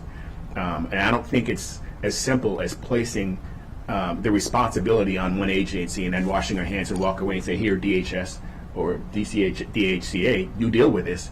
We have to look at the long-term implications of how we're going to manage this and really take a look at, in the totality, what agencies need to be involved. I don't think it's as simple as assigning it to one agency. Okay. Yeah. Well, I would support the 3-day consecutive days. It looks like it's already capped at 120 days for the year. I think those are reasonable expectations for the usage of such a rental, especially since this is limited to the outdoor use of just the pool area. This is, it could be indoor or outdoor. Okay. Yeah. Okay. Thank you. I've got Councilmember Jawando followed by Councilmember Lukey. Thank you, I appreciate it. I want to emphasize something my seat buddy today mentioned, Councilmember Balcom. There are 30 pools on the site right now. Now, regardless of how many are in the county, which we should find out the number, but similar to ADUs and all the things that we've done, this is not going to, I don't think there's any reason to think that this could, will be something that goes from 0 to 1,000. But, that being said, we should still go through all these issues. I looked at SNF too. There's like 60 or so of those in the county-ish, which is the dog equivalent. All the issues that were brought up by DHCA, which I appreciate, and my question to you is, are issues under Airbnb? I mean, which we've been dealing with for years. Like, if you rent a house, you're using the pool. You're having the overnight party. They're actually worse, potentially. This is short. These are hours versus a day or multiple days. So the question is, like, what are you doing now? I mean, if or how are you, because, the noise department, for example, if you have nighttime economy, DEP comes out at late, and there's some process by which that happens to measure the noise, right? I've seen that happen. So I just want us to, and you can get back to us, but or you're getting ready to answer, but let's not throw our hands up and say, like, there's nothing we can do. And I'm not saying you're saying that, but because if we're not doing it now, let's figure out what we need to do it now under the current law, what's allowed. So could you just speak to that? Sure. So as far as the DEP and the noise, they get complaints, and then that's what triggers that for them to come out. For these late night parties, essentially we get notified by either the county exec's office or some other way that this event's occurring. And just you are DHHS. DHHS. In what section again? Licensure and regulatory. Licensure and regulatory. So currently you are responsible for, in the Airbnb context, you are the ones that license and regulatory. License and regulatory. So you get a complaint from, you're saying, from either the county. It generally comes from a neighbor Yeah. to the county exec's office that a party's going on. We try to get one of our staff out there that night when the event is occurring to try to get them to stop the event. Of course, we don't have staff that work after hours and nights and weekends. So it's basically just trying to get somebody from our team to get out there to assess the situation. Once we assess the situation, we generally reference police to come Right. out with us, and that's very difficult at times as well. Just because of the staff shortages and the things that are going on, it's kind of on the back burner for them. But in the event we get police out there, we convince them through law enforcement, that's illegal and they need to cease, and they disperse the area, basically. So at that point we can issue a citation, but essentially that's the process that it goes through. Okay, so you go out, you assess whether there's a violation and then you either would get the police to assist you and or you issue a citation. Correct. Basically. And if police don't assist us, then we'll just, basically, we have no Yeah, you're not power. going to physically remove anybody. But Correct. you would issue a citation, I guess, at that That's point, correct. if the police can't respond. That's correct. Right? I mean, most of the things we do in the county are complaint driven and based on our ability to respond, and that's just the way county government is. And so I think, we certainly, in the sense of DHCA, we've talked about how much more do you have time for code enforcement or for like habitability of rental units, which is a huge public policy priority, and we want to make sure, you have that ability. I think that's obviously a higher ranking, but we also want to make sure that there is an ability to check these things when there's egregious violations.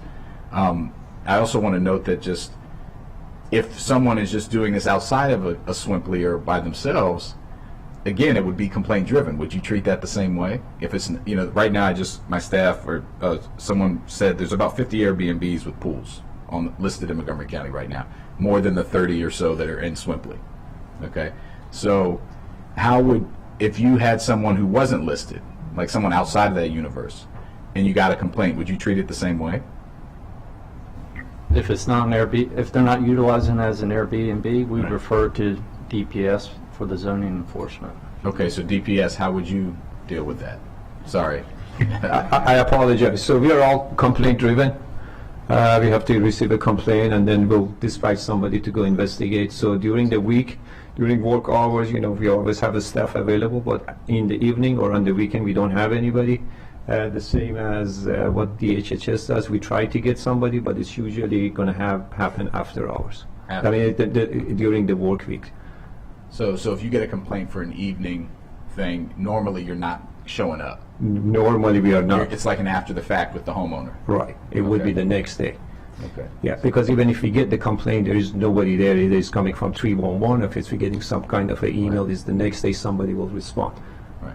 So a lot of times, if it's late night, to the situation Council President mentioned, if there's a noise complaint, obviously the noise regulations are still in place here. The police would come out, or DEP would come out if they can, and it would kind of go that way. Just like anything now, if you're just having a party at your own house by yourself, that was too loud.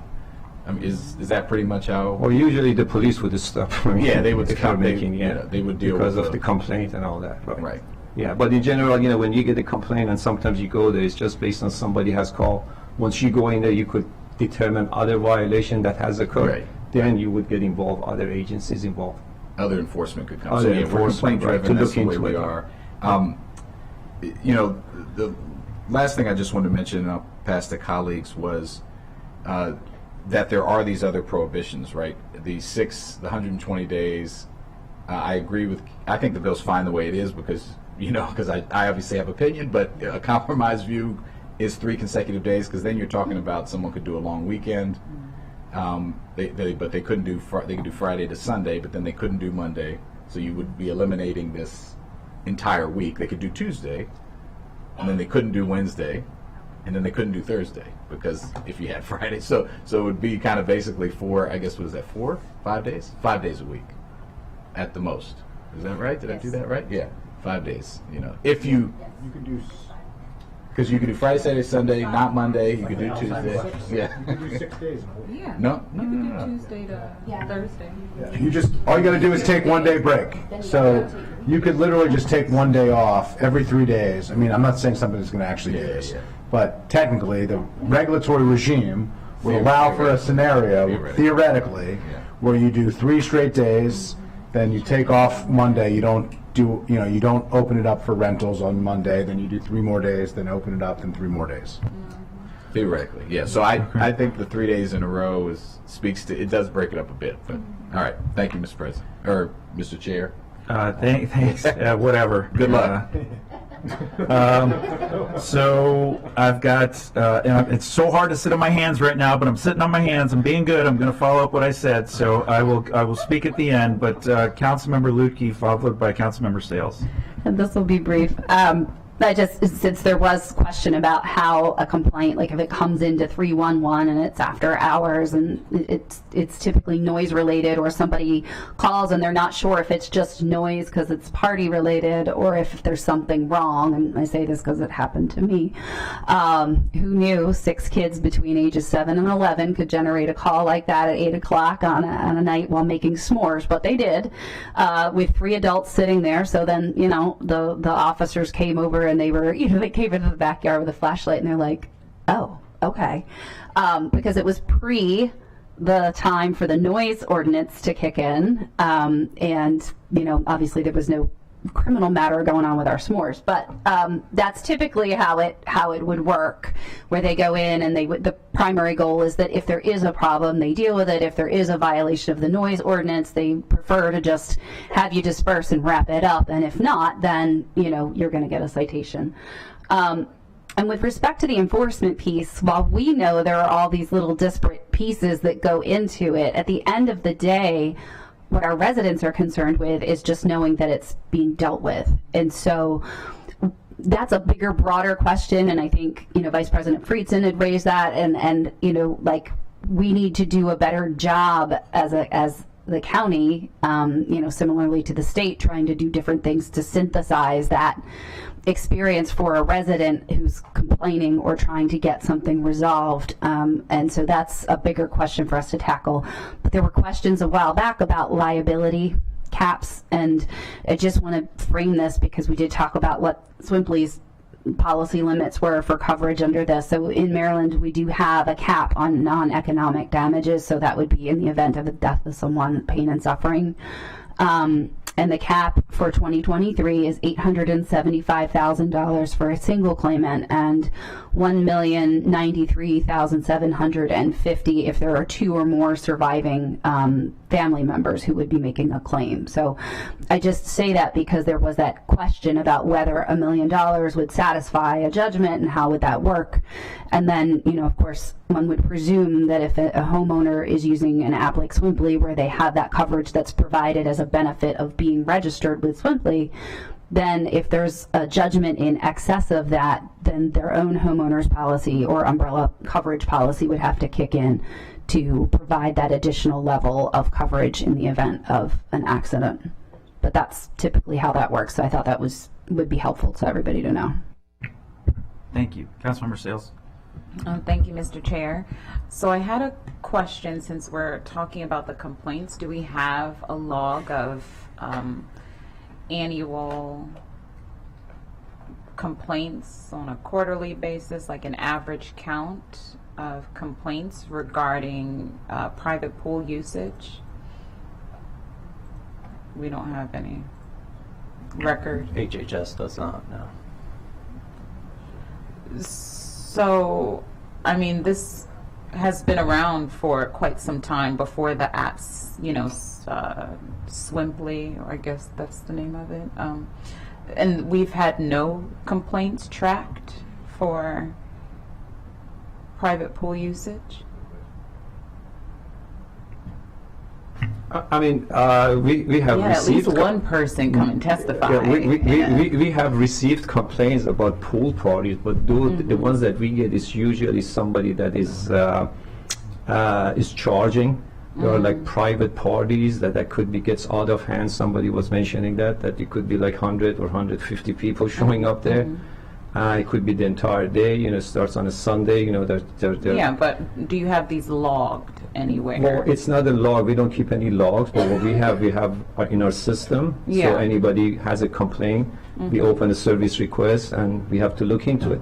But the service request is not that the call was about the complaint is received, but we don't have something that I can go and put calls in related to swimming pool and it pops me all the numbers. So for example, the question over here was how many swimming pools we have issued so far. You know, I was showing leave with the numbers. So since 2003 we have issued like 3,000 swimming pool permits. You know, a breakdown up by zip codes, how many and all that. So those things we can capture. Yeah. But something from the standpoint, I can tell you how many complaints we receive a year, and that's a broad.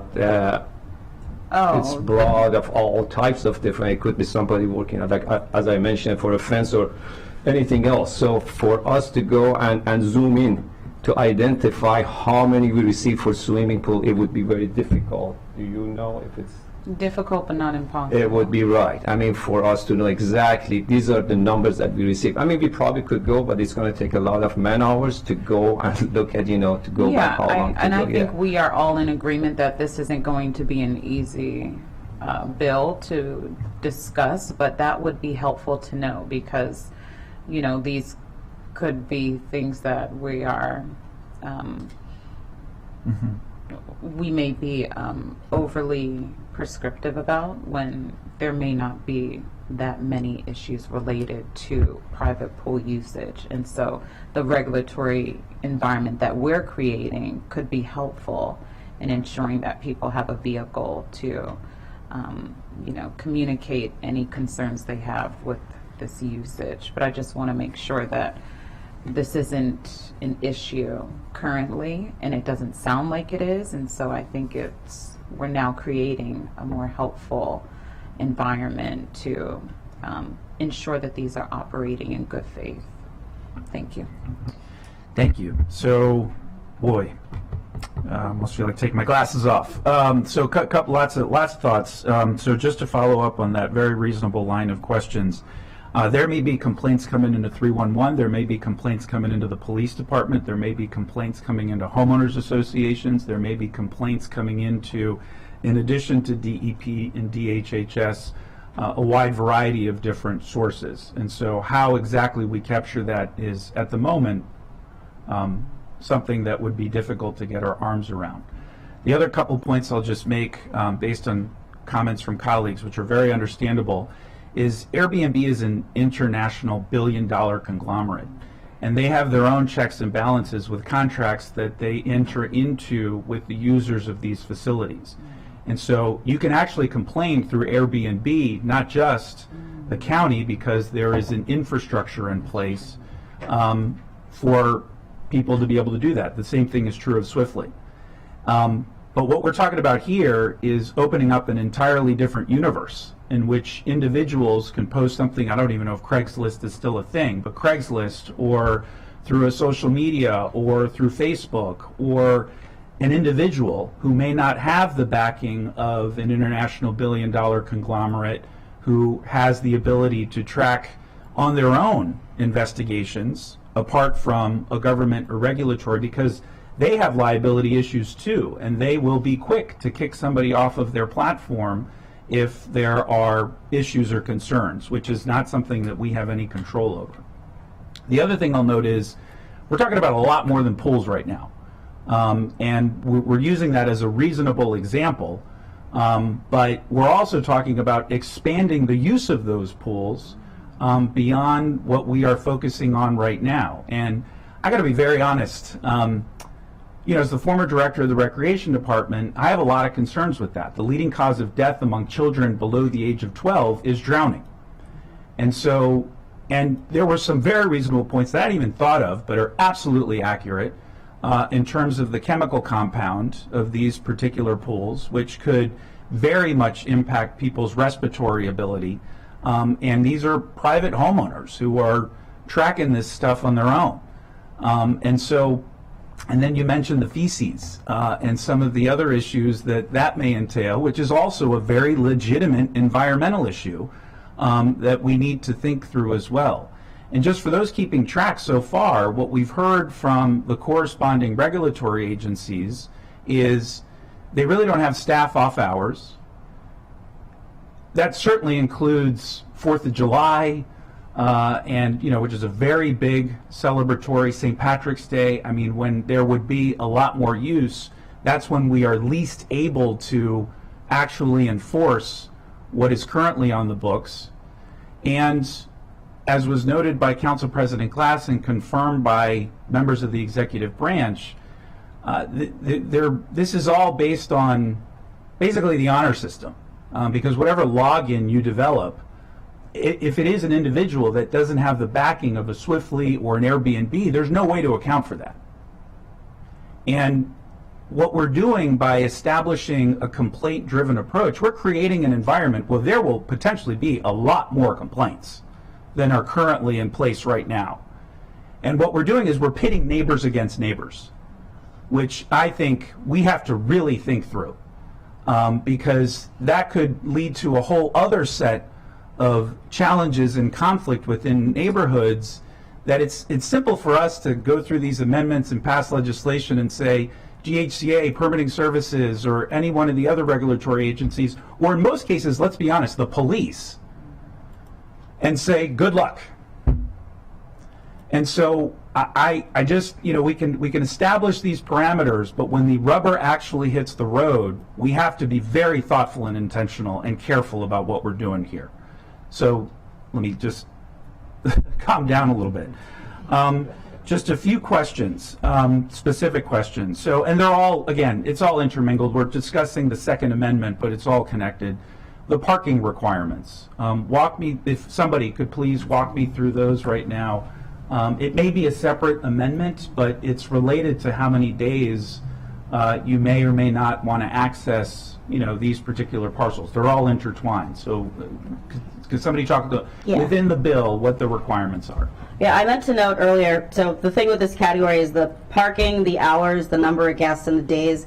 It might turn out you want to decide all those numbers at once because it gives you the whole picture of the use. But as far as parking, the current requirement is you have to have one off-street parking space to do these rentals.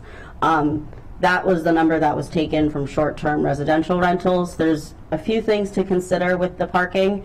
There's the one off-street parking space, but of course you can't assume people will carpool, so there will be some on-street parking taken up if there's additional guests, which I actually think is the reason for why with short-term residential rentals, it's part of why they specified 6 adults, is because you're assuming that's who's driving. So right now it's one off-street parking space is required per rental, because also remember, you're renting any part of your home. So for each rental activity you're doing, you must have at least one space off-street. Something that planning had noted actually was you might actually have a bigger impact having many people being dropped off and doing rideshare than you would requiring parking. So there's a balance there as well. But right now the requirement is one space. One space. And there is a restriction on how many people can actually participate in the activity. Is that correct? So as drafted right now, it is 6 adults. There's a proposal from the county executive to say 6 people of any age. And then I believe there might be additional amendments on the number of people as well. Yeah, so the several amendments for the number of guests is Councilmember Jawando had an amendment to base the number of guests on the amount of square footage. So a bigger property would have more guests than a smaller property.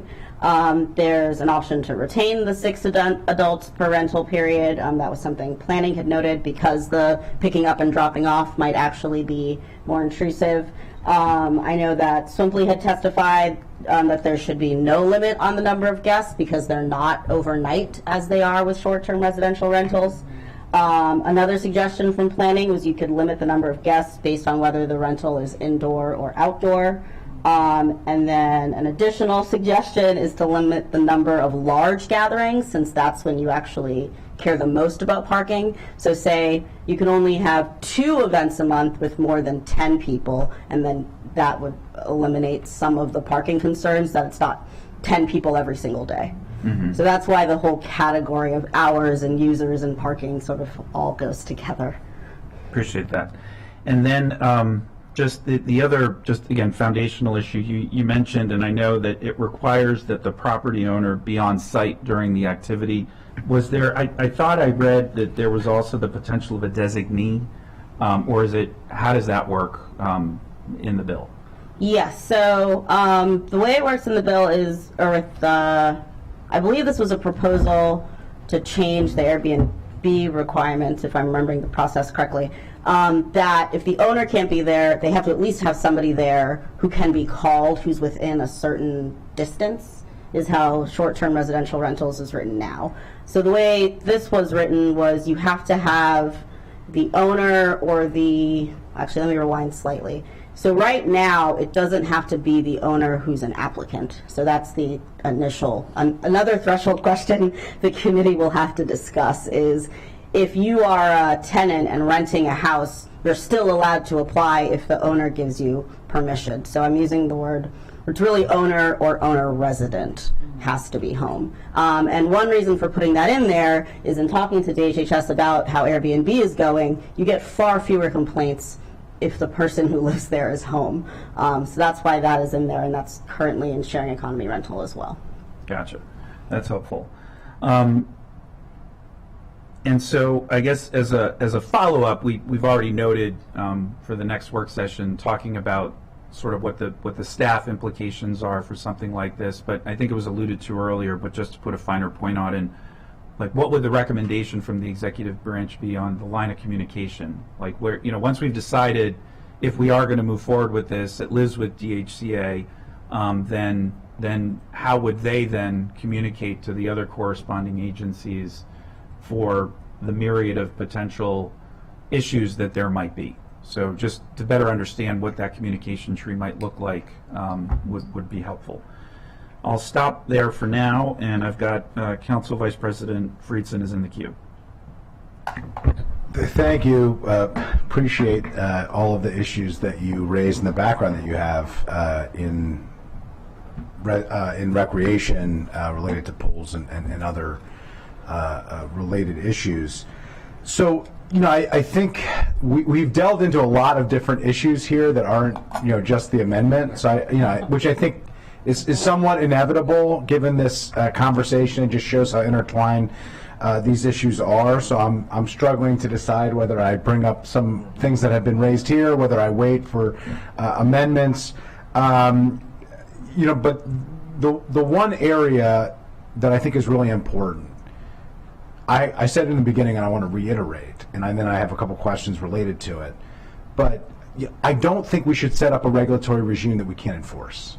So that to me needs to be a threshold decision. Do we set up an aspirational regulatory regime that we realistically couldn't enforce and don't have really the capacity or the mechanisms to do, because that provides residents with a basis to complain at a certain point, even if we can't really verify it by county agency. It would be up to the residents to basically do their own investigation and provide the documentation to the agency to investigate after the fact.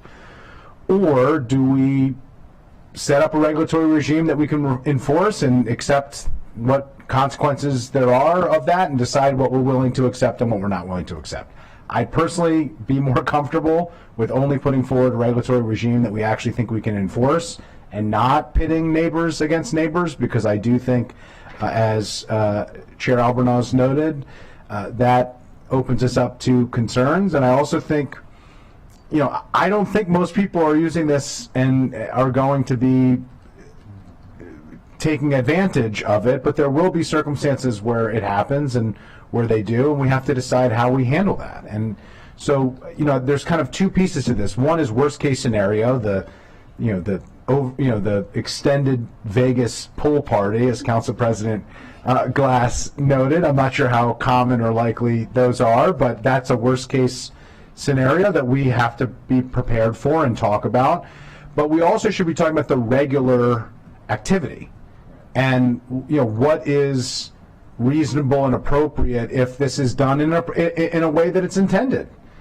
You have a kid's birthday party and you rent out somebody's pool to do a kid's birthday party, and you have 6 adult chaperones and 25 kids from class. Is that reasonable?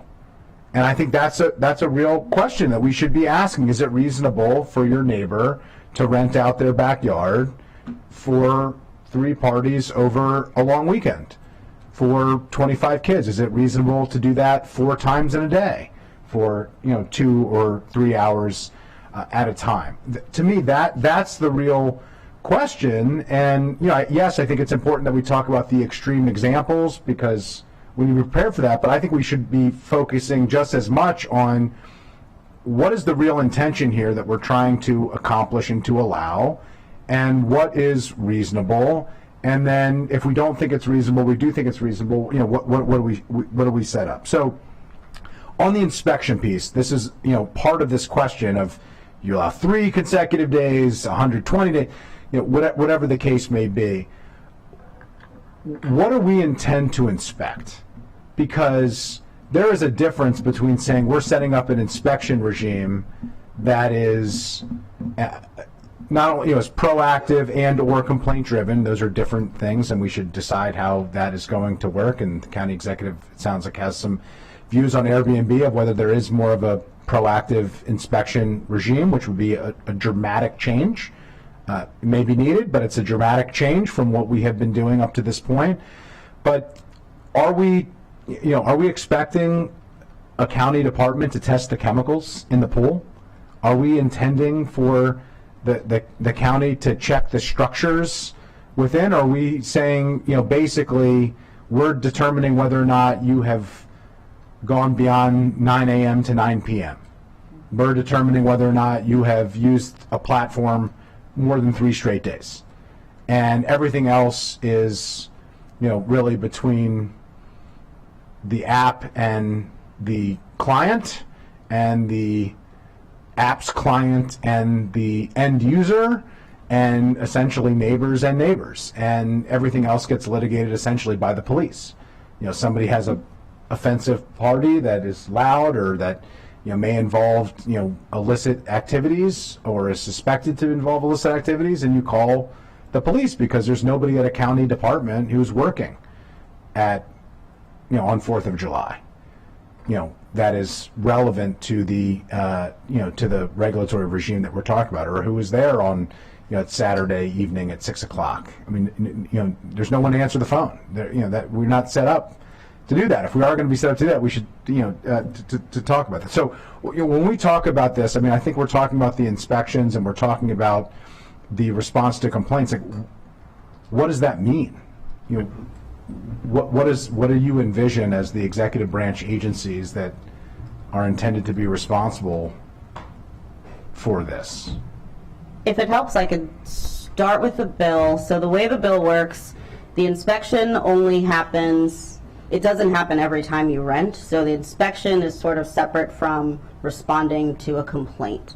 So right now, the inspection would be before you even start, and then every other year when you renew, they'd come out, whichever agency would come out and inspect again. One of the proposed amendments is to be more specific about what that inspection entails, but keeping in mind you're renting any part of the home. So the inspection would be, the proposed amendment is it's inspecting the health and safety of whichever area of your home you're renting. So you're renting your kitchen out, that's what will be inspected. You're renting your pool out, that's what's inspected. And another, that's an important question. But what does the inspection entail? Like, if you say I'm renting out my living room, does that include? Are you checking the bathrooms? Are you checking the kitchen? Are you, what are you looking for? I mean, because are we checking to make sure that it's habitable? Mm-hmm. Which is a DHCA, standard. Or, if it's a swimming pool, are we checking to make sure that the proper chemical regime has been handled? We're doing literally a test of the water to make sure that it's appropriate, or that there isn't that there's accessibility. I mean, like the threshold of what we're checking for, to me is important of level setting expectations, because I'm not sure what's reasonable here. I mean, to me it's reasonable to say, if we're saying you can do what you want, and you just can't do it beyond certain hours, and you have to follow the law otherwise, and you can't do it, beyond a certain number of days. Okay, I think that we could probably figure out a way to regulate that. If we're trying to regulate beyond that, I think we have very limited capacity to be able to do that realistically. Right. So right now, that would have to be an additional amendment, because right now it doesn't say what the checklist for that inspection would be. So that would have to be added, because I'd say currently probably the only thing controlling that is, it's an app with pictures. So I guess if your pool is green, people probably won't rent your pool. So the host has some sort of motivation to make sure things are clean and healthy and safe, because there's reviews, there's photos. So they're getting that sort of, I guess, capitalist feedback. But there aren't any specific provisions in the bill currently about what that inspection can include, and that's definitely something that and I'm not saying I necessarily feel strongly one way or the other. I just think we should be honest about what the difference is. Like, either we're saying we trust that a homeowner is handling their pool the right way, and they can rent it out, and people can use it, and they're restricted by hours and days, and that's it, and all other liability is assumed by the homeowner and the guests. Fine. I think that's reasonable, and then we should weigh that as a policy. Is that something we're comfortable with and willing to accept? But I just think when we talk about what we're regulating and what we're inspecting, I just think it's important to talk about what we're actually going to do, because some of where we're headed in some of this seems unrealistic of us actually being able to pull off, and I think it's unfair to our colleagues in the executive branch if we approve something and set the expectation that we're going to do certain things, then we don't actually do it. We've set everybody up for failure, and that's not reasonable. I also think it's much easier to me to regulate the things that I was talking about through the apps versus individual property owners. I don't know how on the self-reported log, even taxes are done, through the honor system. You have, penalty of perjury, essentially, is the standard for that. You are signing an affidavit when you sign your tax return that it is true and complete. And the penalties for not doing it right are harsh and significant, and that's the standard. So, that's the other, aspect here. If it's the county regulates the apps and the apps are regulating when you can rent it based on time and days, to me that seems very easy to handle and to regulate. If we're going beyond that, I just think that it would be very difficult for us to try to figure out. Did the executive branch have any? I saw you starting to hit your button. Yeah. Again, Nathan Bovell with DHCA. And excuse my ignorance in asking this question. We have to regulate what's regulatable. And part of that might determine how the ongoing licensing and regulation goes. So we keep talking about them working through these existing apps that right now are independent of Montgomery County, probably have no interest in giving us information at all. But I'm wondering about a different platform where they might have to register through the county, use a county app that would better enable us to track how often people are there, what times that were there, and we would be the owner of those records, whether they go through Swimply or Embark or I forget the other one. Sniff Spot. Sniff Spot was the one that was. They still have to have a responsibility for coming to the county and logging those directly in the county, and then we would have records that would allow us to do whether it's enforcement based on a trigger of how many days that they've gone over. The IRS, when you do your taxes, if you use a software, they'll give you a risk factor, and your risk factor is here. So something is looking at what's there, and we could do something similar to that where the county would have to develop our own app that they would have to register through independently of whether they used any of those other apps, and that would give us the ability to get that sort of information that we don't have the ability to get right now. Yeah, So I it's appreciate just a thought. I appreciate the point. I mean, I'm not sure it's realistic for the county to get into the third-party app sharing rental business. I mean, I think we should be able to do the areas that we're in, but I And it's not really an app, it's a registration. So every time they Yeah. register, they need to go on to their license, register they're using the site, the app, a rental this day. Yeah, so here's what I think this was introduced to be as broad as possible, to be as inclusive as possible, which I understand why. And that is a policy question. But there's also the challenge of, can we execute that? Can we regulate that? And I think that's part of the discussion that we need to have and we need to decide. I think that's also related to the renter versus the property owner of, who is responsible.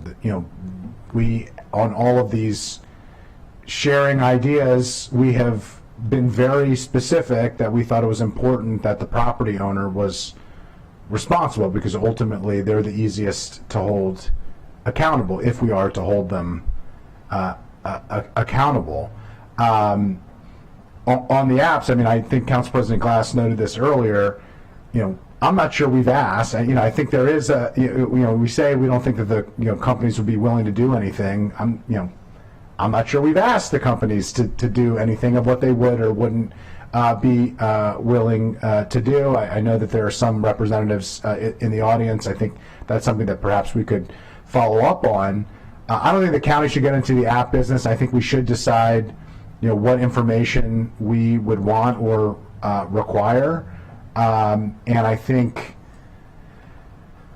we should be, again, I think we really need to weigh these different issues and decide. I do think the apps are regulatable. I do think it's much harder to regulate beyond that. And I think we need to kind of decide what is realistic and what is not realistic. For instance, the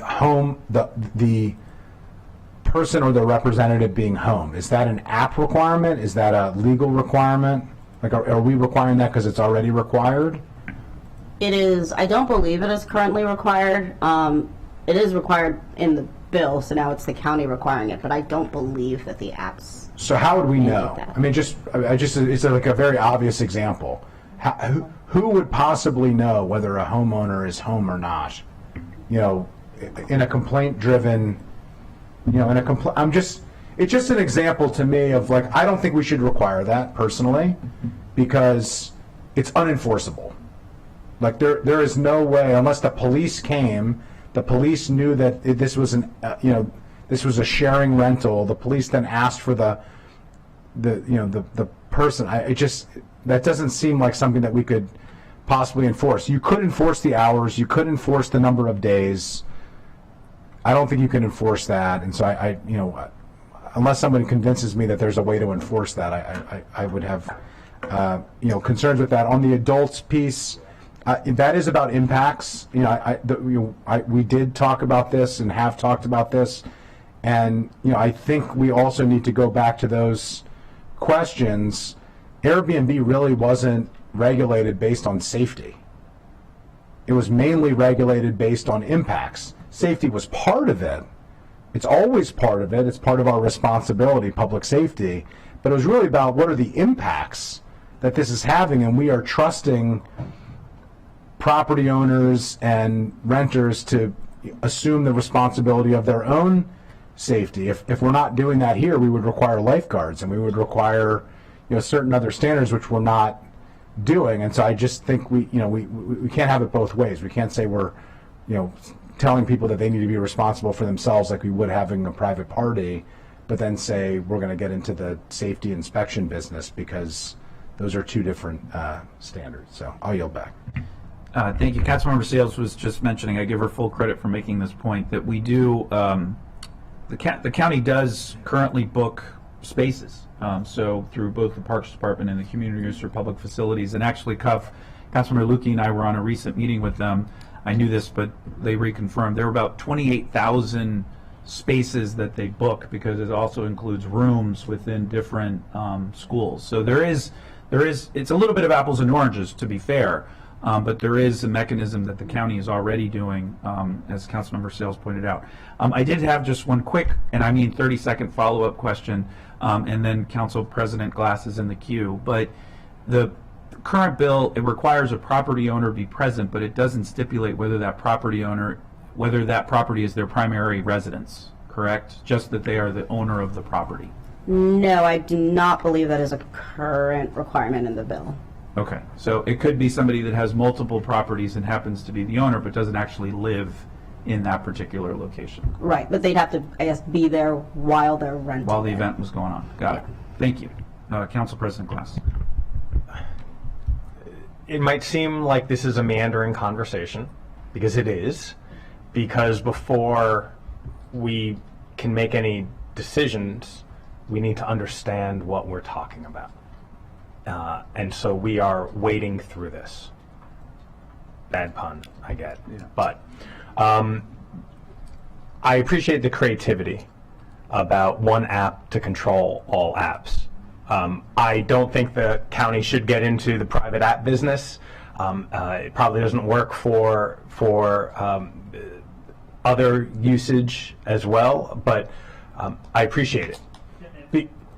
Excuse me, when I said app, I mean not for them to register and record their rentals, not necessarily to do the communication between them and whoever they're renting to, but every time they do a rental, they would go on to a county website and say, I'm renting the property for this day for these hours. It's like the digital log. Well, also, I would rather streamline it. That's an additional step. I would rather just require that they provide us with those logs.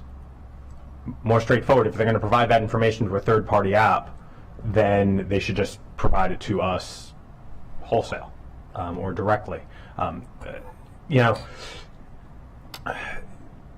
We're trying to figure out the practical application of this new and emerging technology, in our community. And part of it is practical, as we're talking about parking and talking about who should be on site and how many people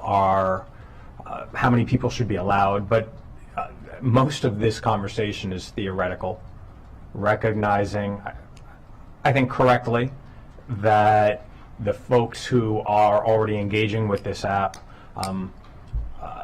are not abusing it and are not having the Vegas style party. But we absolutely have to talk about those who would abuse it and how we would rectify the situation. That's responsible lawmaking. So we can't ignore it, despite how often it might occur. We're talking about Airbnb. ADUs have been referenced. For me, this is not about housing. Housing is a human right. This is about leisurely activities. I think it is overly simplistic to combine the two just because there are apps of similar nature. People need a place to sleep, whether it's one night, 2 nights, or a year. This is about people who want to swim in someone else's pool, walk their dog in someone else's backyard, cook in someone else's kitchen, work out in someone else's gym. It's very different. And it's hard to have this conversation when we're focusing, most of this conversation has been focused on the pool. We haven't talked about the kitchens and the garages and the gyms, which will further complicate these conversations. I very much appreciate Council Vice President Friedson circling back to the regulatory system, because the more complicated we make this, the more unenforceable it will be, the more, the less understandable the users will understand. So we're talking about, I think Council Member Albanaz mentioned the number of guests, and I know there's a proposal to tie the number of guests to either a set number of adults, or I think there's a proposal, an amendment to tie it to the size of the pool. People aren't going to know that. And our regulatory system, county government, is not going to know if you show up and there's a complaint, well, how big is your pool, and start doing back of the envelope math. So I think that is a problem in terms of trying to rectify that. So I think for me, I see what time it is. There's still lots more questions I have. What I'm going to do, and I'll just signal this to everybody, I would like to engage further with our agencies. I would like to engage further with folks who want this to come here. Help me better understand it, how it works in other communities, what the focus really is. If we want it to be on pools, we can focus it on pools. If it's opening up residential areas to all aspect of commercial activities in the gig economy, that is a much broader undertaking, which will require a lot more time to figure out, because the pools are different than the gyms, then are different than the kitchens. And so I'm going to need a lot more time to digest this and figure it out, and appreciate the framing of the conversation and everybody helping us try to figure this out too. Thank you. I've got Councilmember Jawando, followed by Councilmember Sales. Thank you. I've just been trying to sit back and listen, and I think there is a simple way to do this. We tried to do both things. To your point, Council Vice President, was allow it be broad, to be a broad usage of and anticipate things that could come, like a gym or a kitchen, but also on the liability front, to the point that was made earlier, keep that between the individuals making the contract to use it, that we're not overly getting involved, so that we're getting into that transaction in the sense that we're saying, we're certifying that this is a safe space. That's, we're trying to strike that balance, and if we didn't get it right, that's fine. Let's go through it. But there is a core question of, one, people are already doing these activities and will continue to do so. And there are some in the community who say, once you say shut that down, I don't think that's the right answer.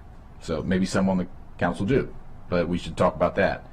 If we don't think that, then I do think there is a role to say, well, let's create a framework so that we can have some level of regulation and knowing what's happening. we are always going to be complaint driven unless the government, unless we grow our government to the sizes of that I know most people, probably I wouldn't even be comfortable with. That's the way it's going to happen. And while there are different uses, I do think there are some equities here that are important.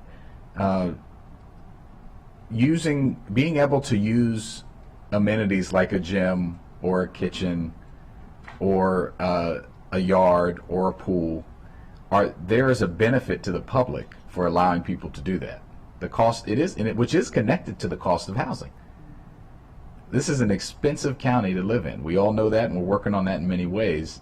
And I think it's a good thing for the mental and mental health and the just kind of cohesiveness of a community to allow these types of things, which are again already happening, to happen. And then also say that we're going to have some baseline level, and we have to figure out what the baseline level is of kind of regulating it and getting a tax on it. And if you are a bad actor, I think the baseline level of regulation is to eliminate the bad actor so that we can have some sense of it and push those folks along. I think the point that was just made is very important.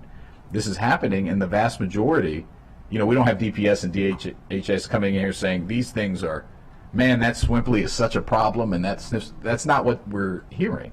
And come back to us if you have a different opinion. But I just think this is a way to allow this to happen and balancing these equities, something that's already happening. If folks want to just say size in number of people or number of people in hours, I'm not necessarily opposed to that. But we were trying to be responsive to what we anticipated were community concerns around wanting a little more than that. Realizing at the end of the day, we are never going to be able to certify that someone's pool is completely up to code for a personal pool, or that their garage is exactly the way it should be, or whatever, and nor should we be. So I just think that there's some baseline level there. I guess I would ask, so I do think I agree with that, we need to decide that core question, and I would ask staff maybe as we come back to help us frame those questions a little better, because it is it does inform everything else. It's hard to go through the amendments if you're like, should we do it at all? So which is kind of this question we're having here. And just as the sponsor's intent, I was trying to strike a balance of doing a little bit but not being overly restrictive. So I just wanted to say that. Thank you. Thank you. There's some good suggestions in that comment. I'll come back to it because I think I have a suggestion on how to move us forward to phase 2 or the next discussion. But I've got Councilmember Sales, followed by Council Vice President Friedson, followed by Councilmember Belcom. I think we bring up a lot of good points, that this is already happening. There's already a process for complaints, whether it's through the Swimply app or any complaints to public safety if there is a noise complaint or parking issues. And so I know that our rental units are they are evaluated every 3 years. Is that correct? You check on them. There's a 3-year schedule. Maintenance. There's a 3-year schedule for multifamily, but it also depends on how they were scored on during 1915. So they could be annual, they could be every 2 years, but for the troubled properties, it's annual. For the at risk, it could be every 2 years. For the compliant property, it's every 3. Okay. For multifamily, we don't have a schedule for single-family homes. Okay. Those are complaint-driven. That's good to know. So we already have a potential schedule for how we evaluate properties. How often are we checking on our pools before the pool season opens? DHCA doesn't regulate. No, I know DHC doesn't do that. Department of Parks and Recs, you all check the public pools annually. DHHS does. Okay. Yes, prior to opening. Okay, and that's and then done 3 times, 3 inspections throughout the year. Okay. So there's a system in place for maintaining the health and safety of our There pools. is a system in place, but keep in mind that when we check the pool for, say, water quality, like Vice President Friedson was saying, that's a snapshot in time. So basically, we are regulating the lifeguards and the pool management companies to make sure that they're properly doing what they need to do to run a safe pool. So, and we would have the same expectations of someone renting a pool to the public that's going to serve our residents. Well, we don't have anything in place right now, but would we have the same level of expectation for homeowners? you would have to have somebody that oversaw the homeowner, unless you want the homeowner to be the responsible party. Or we would have we could have the same department that regulates our public pools regulate the private pools, given that there's about 30 to 60 countywide. We could do it for the water quality aspect, but not the Okay. construction aspect. No, not the construction aspect, but just the water quality. Someone mentioned the water quality. I know that there's liability insurance that people take out to ensure that people are safe while they're there, but I'm just talking about some of the questions and concerns that have been raised. And we have not had any complaints for Vegas-style pool parties in Montgomery County, have we?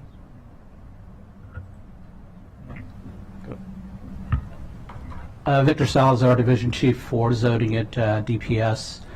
We have had complaints in the past for what are called white parties. Oh, they're called white parties. Right, and so they serve alcohol. A multitude of people arrive, and we've received complaints from neighbors, but that's not something that we could, we've inspected jointly with DHHS and with police, but there have been a handful maybe in the last 10 years. So just a few and far between of white parties. White parties. Okay. And as far as Swimply, we did receive 2 or 3 complaints from constituents. We issued a letter of a cease to Swimply and told them that it was not legal, so they continue to do it at their own risk. Yeah, and their clients do it at their own risk. I'm just learning about this Swimply app. That's just really interesting, and they have varying numbers of capacity limits for their properties, and I'm not sure how they are determining those numbers, but it's just that would be helpful to know as well. And thank you for sharing the handful of white party related complaints. I yield.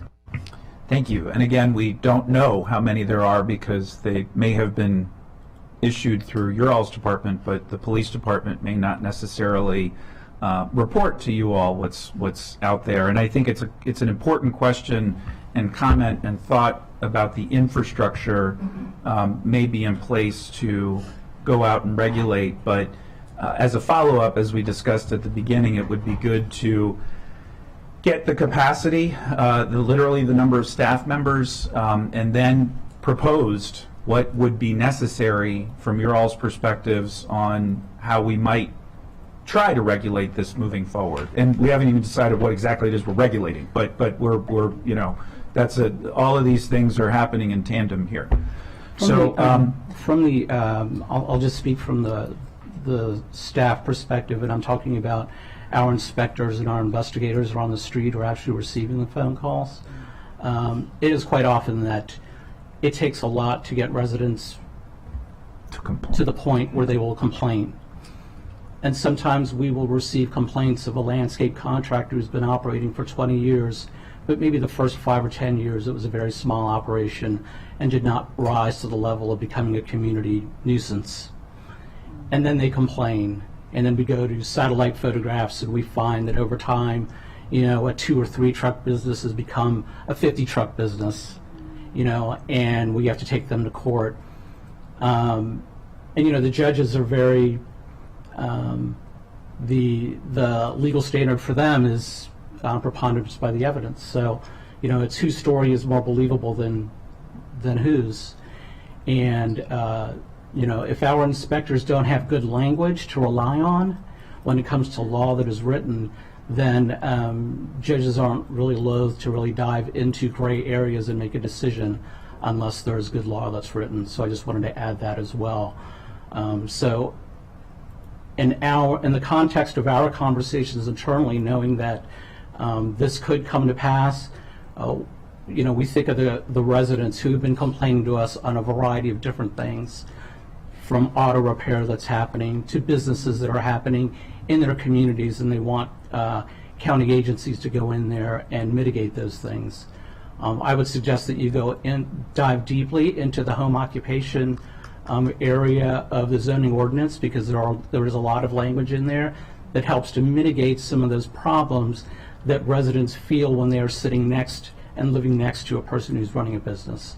So that's all I would like to add to that. Not trying to hold you over.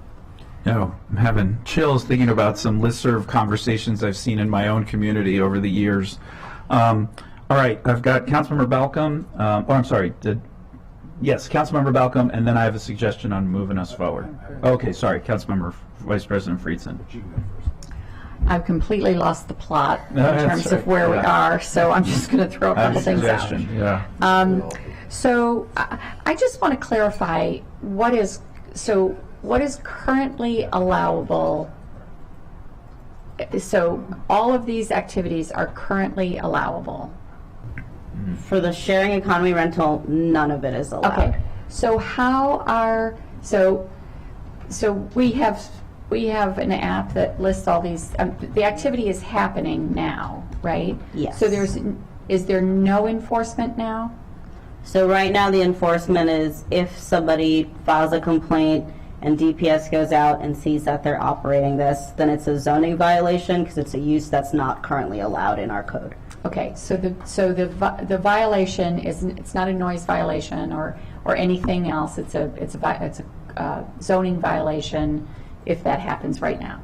For the use under the zoning code, yes. Okay, for that piece great. of it. Thanks. And then the inspection issue. I appreciate what you were saying about for enforcers, it has to be very specific, and when these things go to end up in courts. And this is something that we had a sidebar here. The more the county inspects, the more we open ourselves up to liability. So if we're inspecting the kitchen, if we're inspecting the kitchen for health code, or if we're inspecting the pool for water quality, does it open ourselves up more to the county itself to liability? So it would probably depend on how it's drafted. Right now, it's an inspection only when you initially sign up, and so the intent when it was drafted was it was just to make sure that all these things like A through S in this checklist that they're signing on the affidavit are actually met. Right now it doesn't include that health and safety piece, but if it were to, it would have to be drafted very carefully to address that issue. If we go down that road, we need to and then just an off comment, we had a police town hall last week, and the police, my understanding is they don't carry noise meters, so the police don't enforce noise. I guess they have a couple ways to get around that, but they don't actually test for noise, correct? That is correct. That would be DEP. Okay, thanks. Thank you. Council Vice President Friedson. Well, thank you very much. One of the things that I was going to raise was raised by Councilmember Balcom, so I appreciate that. I was properly credited, which I always appreciate. Not necessary, but appreciated. The one thing that we haven't raised is room rentals.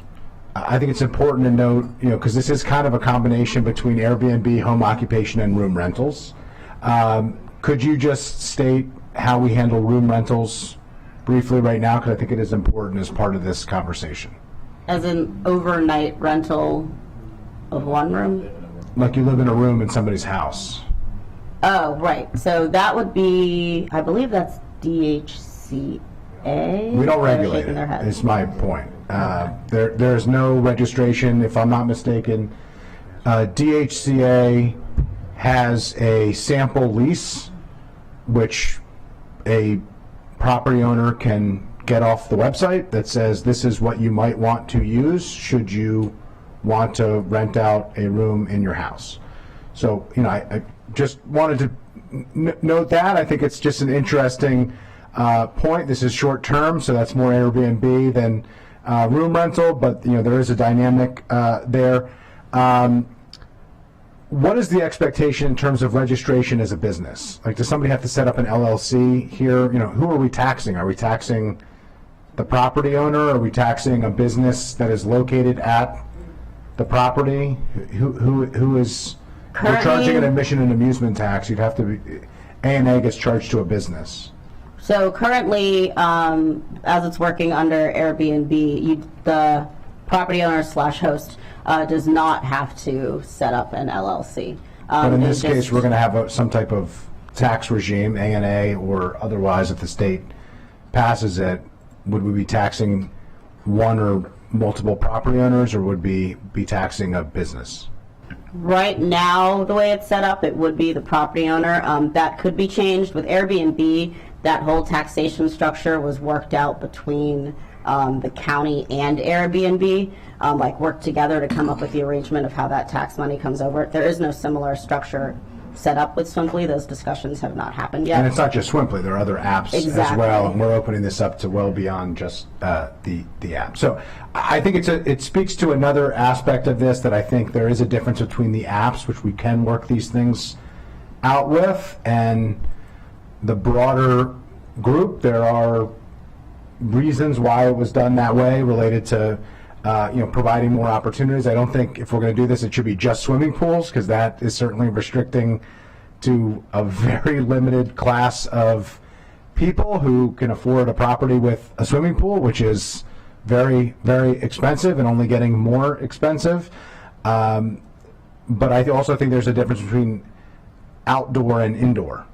And so really thinking through, we haven't begun to think through what the regulatory regime would look like and what we'd be inspecting if it's indoor inside a home and the backyard pool or otherwise, and that would include Sniff Spot and Swimply and some of the other dynamics. I also think if the focus of the regulatory regime that we are putting into place is about community impacts, which is how we have generally treated the zoning code with regard to these issues, then outdoor is the focus, and it's also the one where we actually know what apps currently exist that are currently focused on outdoor. And so I think we should think through, what that would look like, and how to differentiate these various issues. So lots of questions. Certainly, I think the one thing that we hadn't raised. How do we treat bathrooms? So the bathroom thing has come up a lot. So the way this was drafted, because Swimply was the example we had, that's what's in the bill. So currently under Swimply, a bathroom is only required if the rental period is for more than 2 hours. So if you're not going to provide a bathroom to guests, you can't do rentals of longer than that. The county executive have. So you shouldn't bring coffee either, I suppose. I suppose so. So or people under and over certain ages, I guess. Exactly. So the county executive did put forth an amendment that would require a bathroom for any length of time of rental, and it would say no portable facilities. And I know Councilmember Jawando has proposed a similar / opposite proposal where portable facilities would be allowed. I guess the way to picture it is not picture it, but imagine if you're renting out your swimming pool. If you're going to provide a bathroom, then now you're having guests come into your indoor space as well. So it's pretty common for people to have porta potties and outdoor facilities for use. Oh God. Yeah. Okay. So just real quick, Council Vice President Friedson. Those are good points. Were you? Yeah, Okay. I'm good. I'll yield back. I have lots more questions, but we'll have lots more work session. Council President Glass is going to get last word, and then I have a suggestion for our next step. Interesting question. Lots to ponder. I have one more question. As written, would this legislation allow individuals to rent bedrooms in someone's home by the hour? Oh God. As written, it does not restrict that, no. So the answer is that this legislation as drafted would allow individuals to rent bedrooms in other people's homes by the hour. Yes. Thank you. Yes, Councilmember Joando. I mean, my goodness. Talk about a. Okay, so Ms. Ledoux, could you just? I wanted you to just clear up there was a question that was asked that we didn't give the right answer to, and I want to Right, make sure. correct. I wanted to clarify, it does have to be your primary residence, so I just wanted to clarify that. Yeah, that is in the. The owner's, in it has to be the PTA. primary residence. Yeah, so just. Yeah, but it does have to be your primary residence. Yes. You know, as defined by primary residence, right? So 51+%. And just want to say I appreciate the consideration. I know you're going to make a suggestion. You know, I would hope we can just not, you know, game out every potential possible negative situation that is not happening, or that could happen in any home at any time anyway. I just think that is not the goal here, and I don't think it's helpful to the conversation. So, but obviously we were trying to strike a balance, and appreciate your consideration of it. Thank you. Thanks. So obviously there's a lot to unpack and unprocess. Again, Ms. Ledoux, just the cell tower, that was a complicated issue too, worked through a number of different sessions. This is uncharted territory, so it's not unusual for us to, as Council President Glass said, meander on this, because we're all thinking about this and trying to be thoughtful in our approach, taking into account every aspect. So we will have a follow-up work session. There are some follow-up questions for colleagues within the executive branch. There are additional colleagues from the executive branch who we will invite to this meeting. I encourage all of my colleagues between now and then, as Council President Glass noted, to meet with potential constituents that may be able to provide some insight that could be helpful to us individually, but all of us collectively as a group, before we move forward. So thank you all for coming, and I think this is a good first step, and we'll see where we go from here. But with that, we are adjourned until our next work session. Thank you.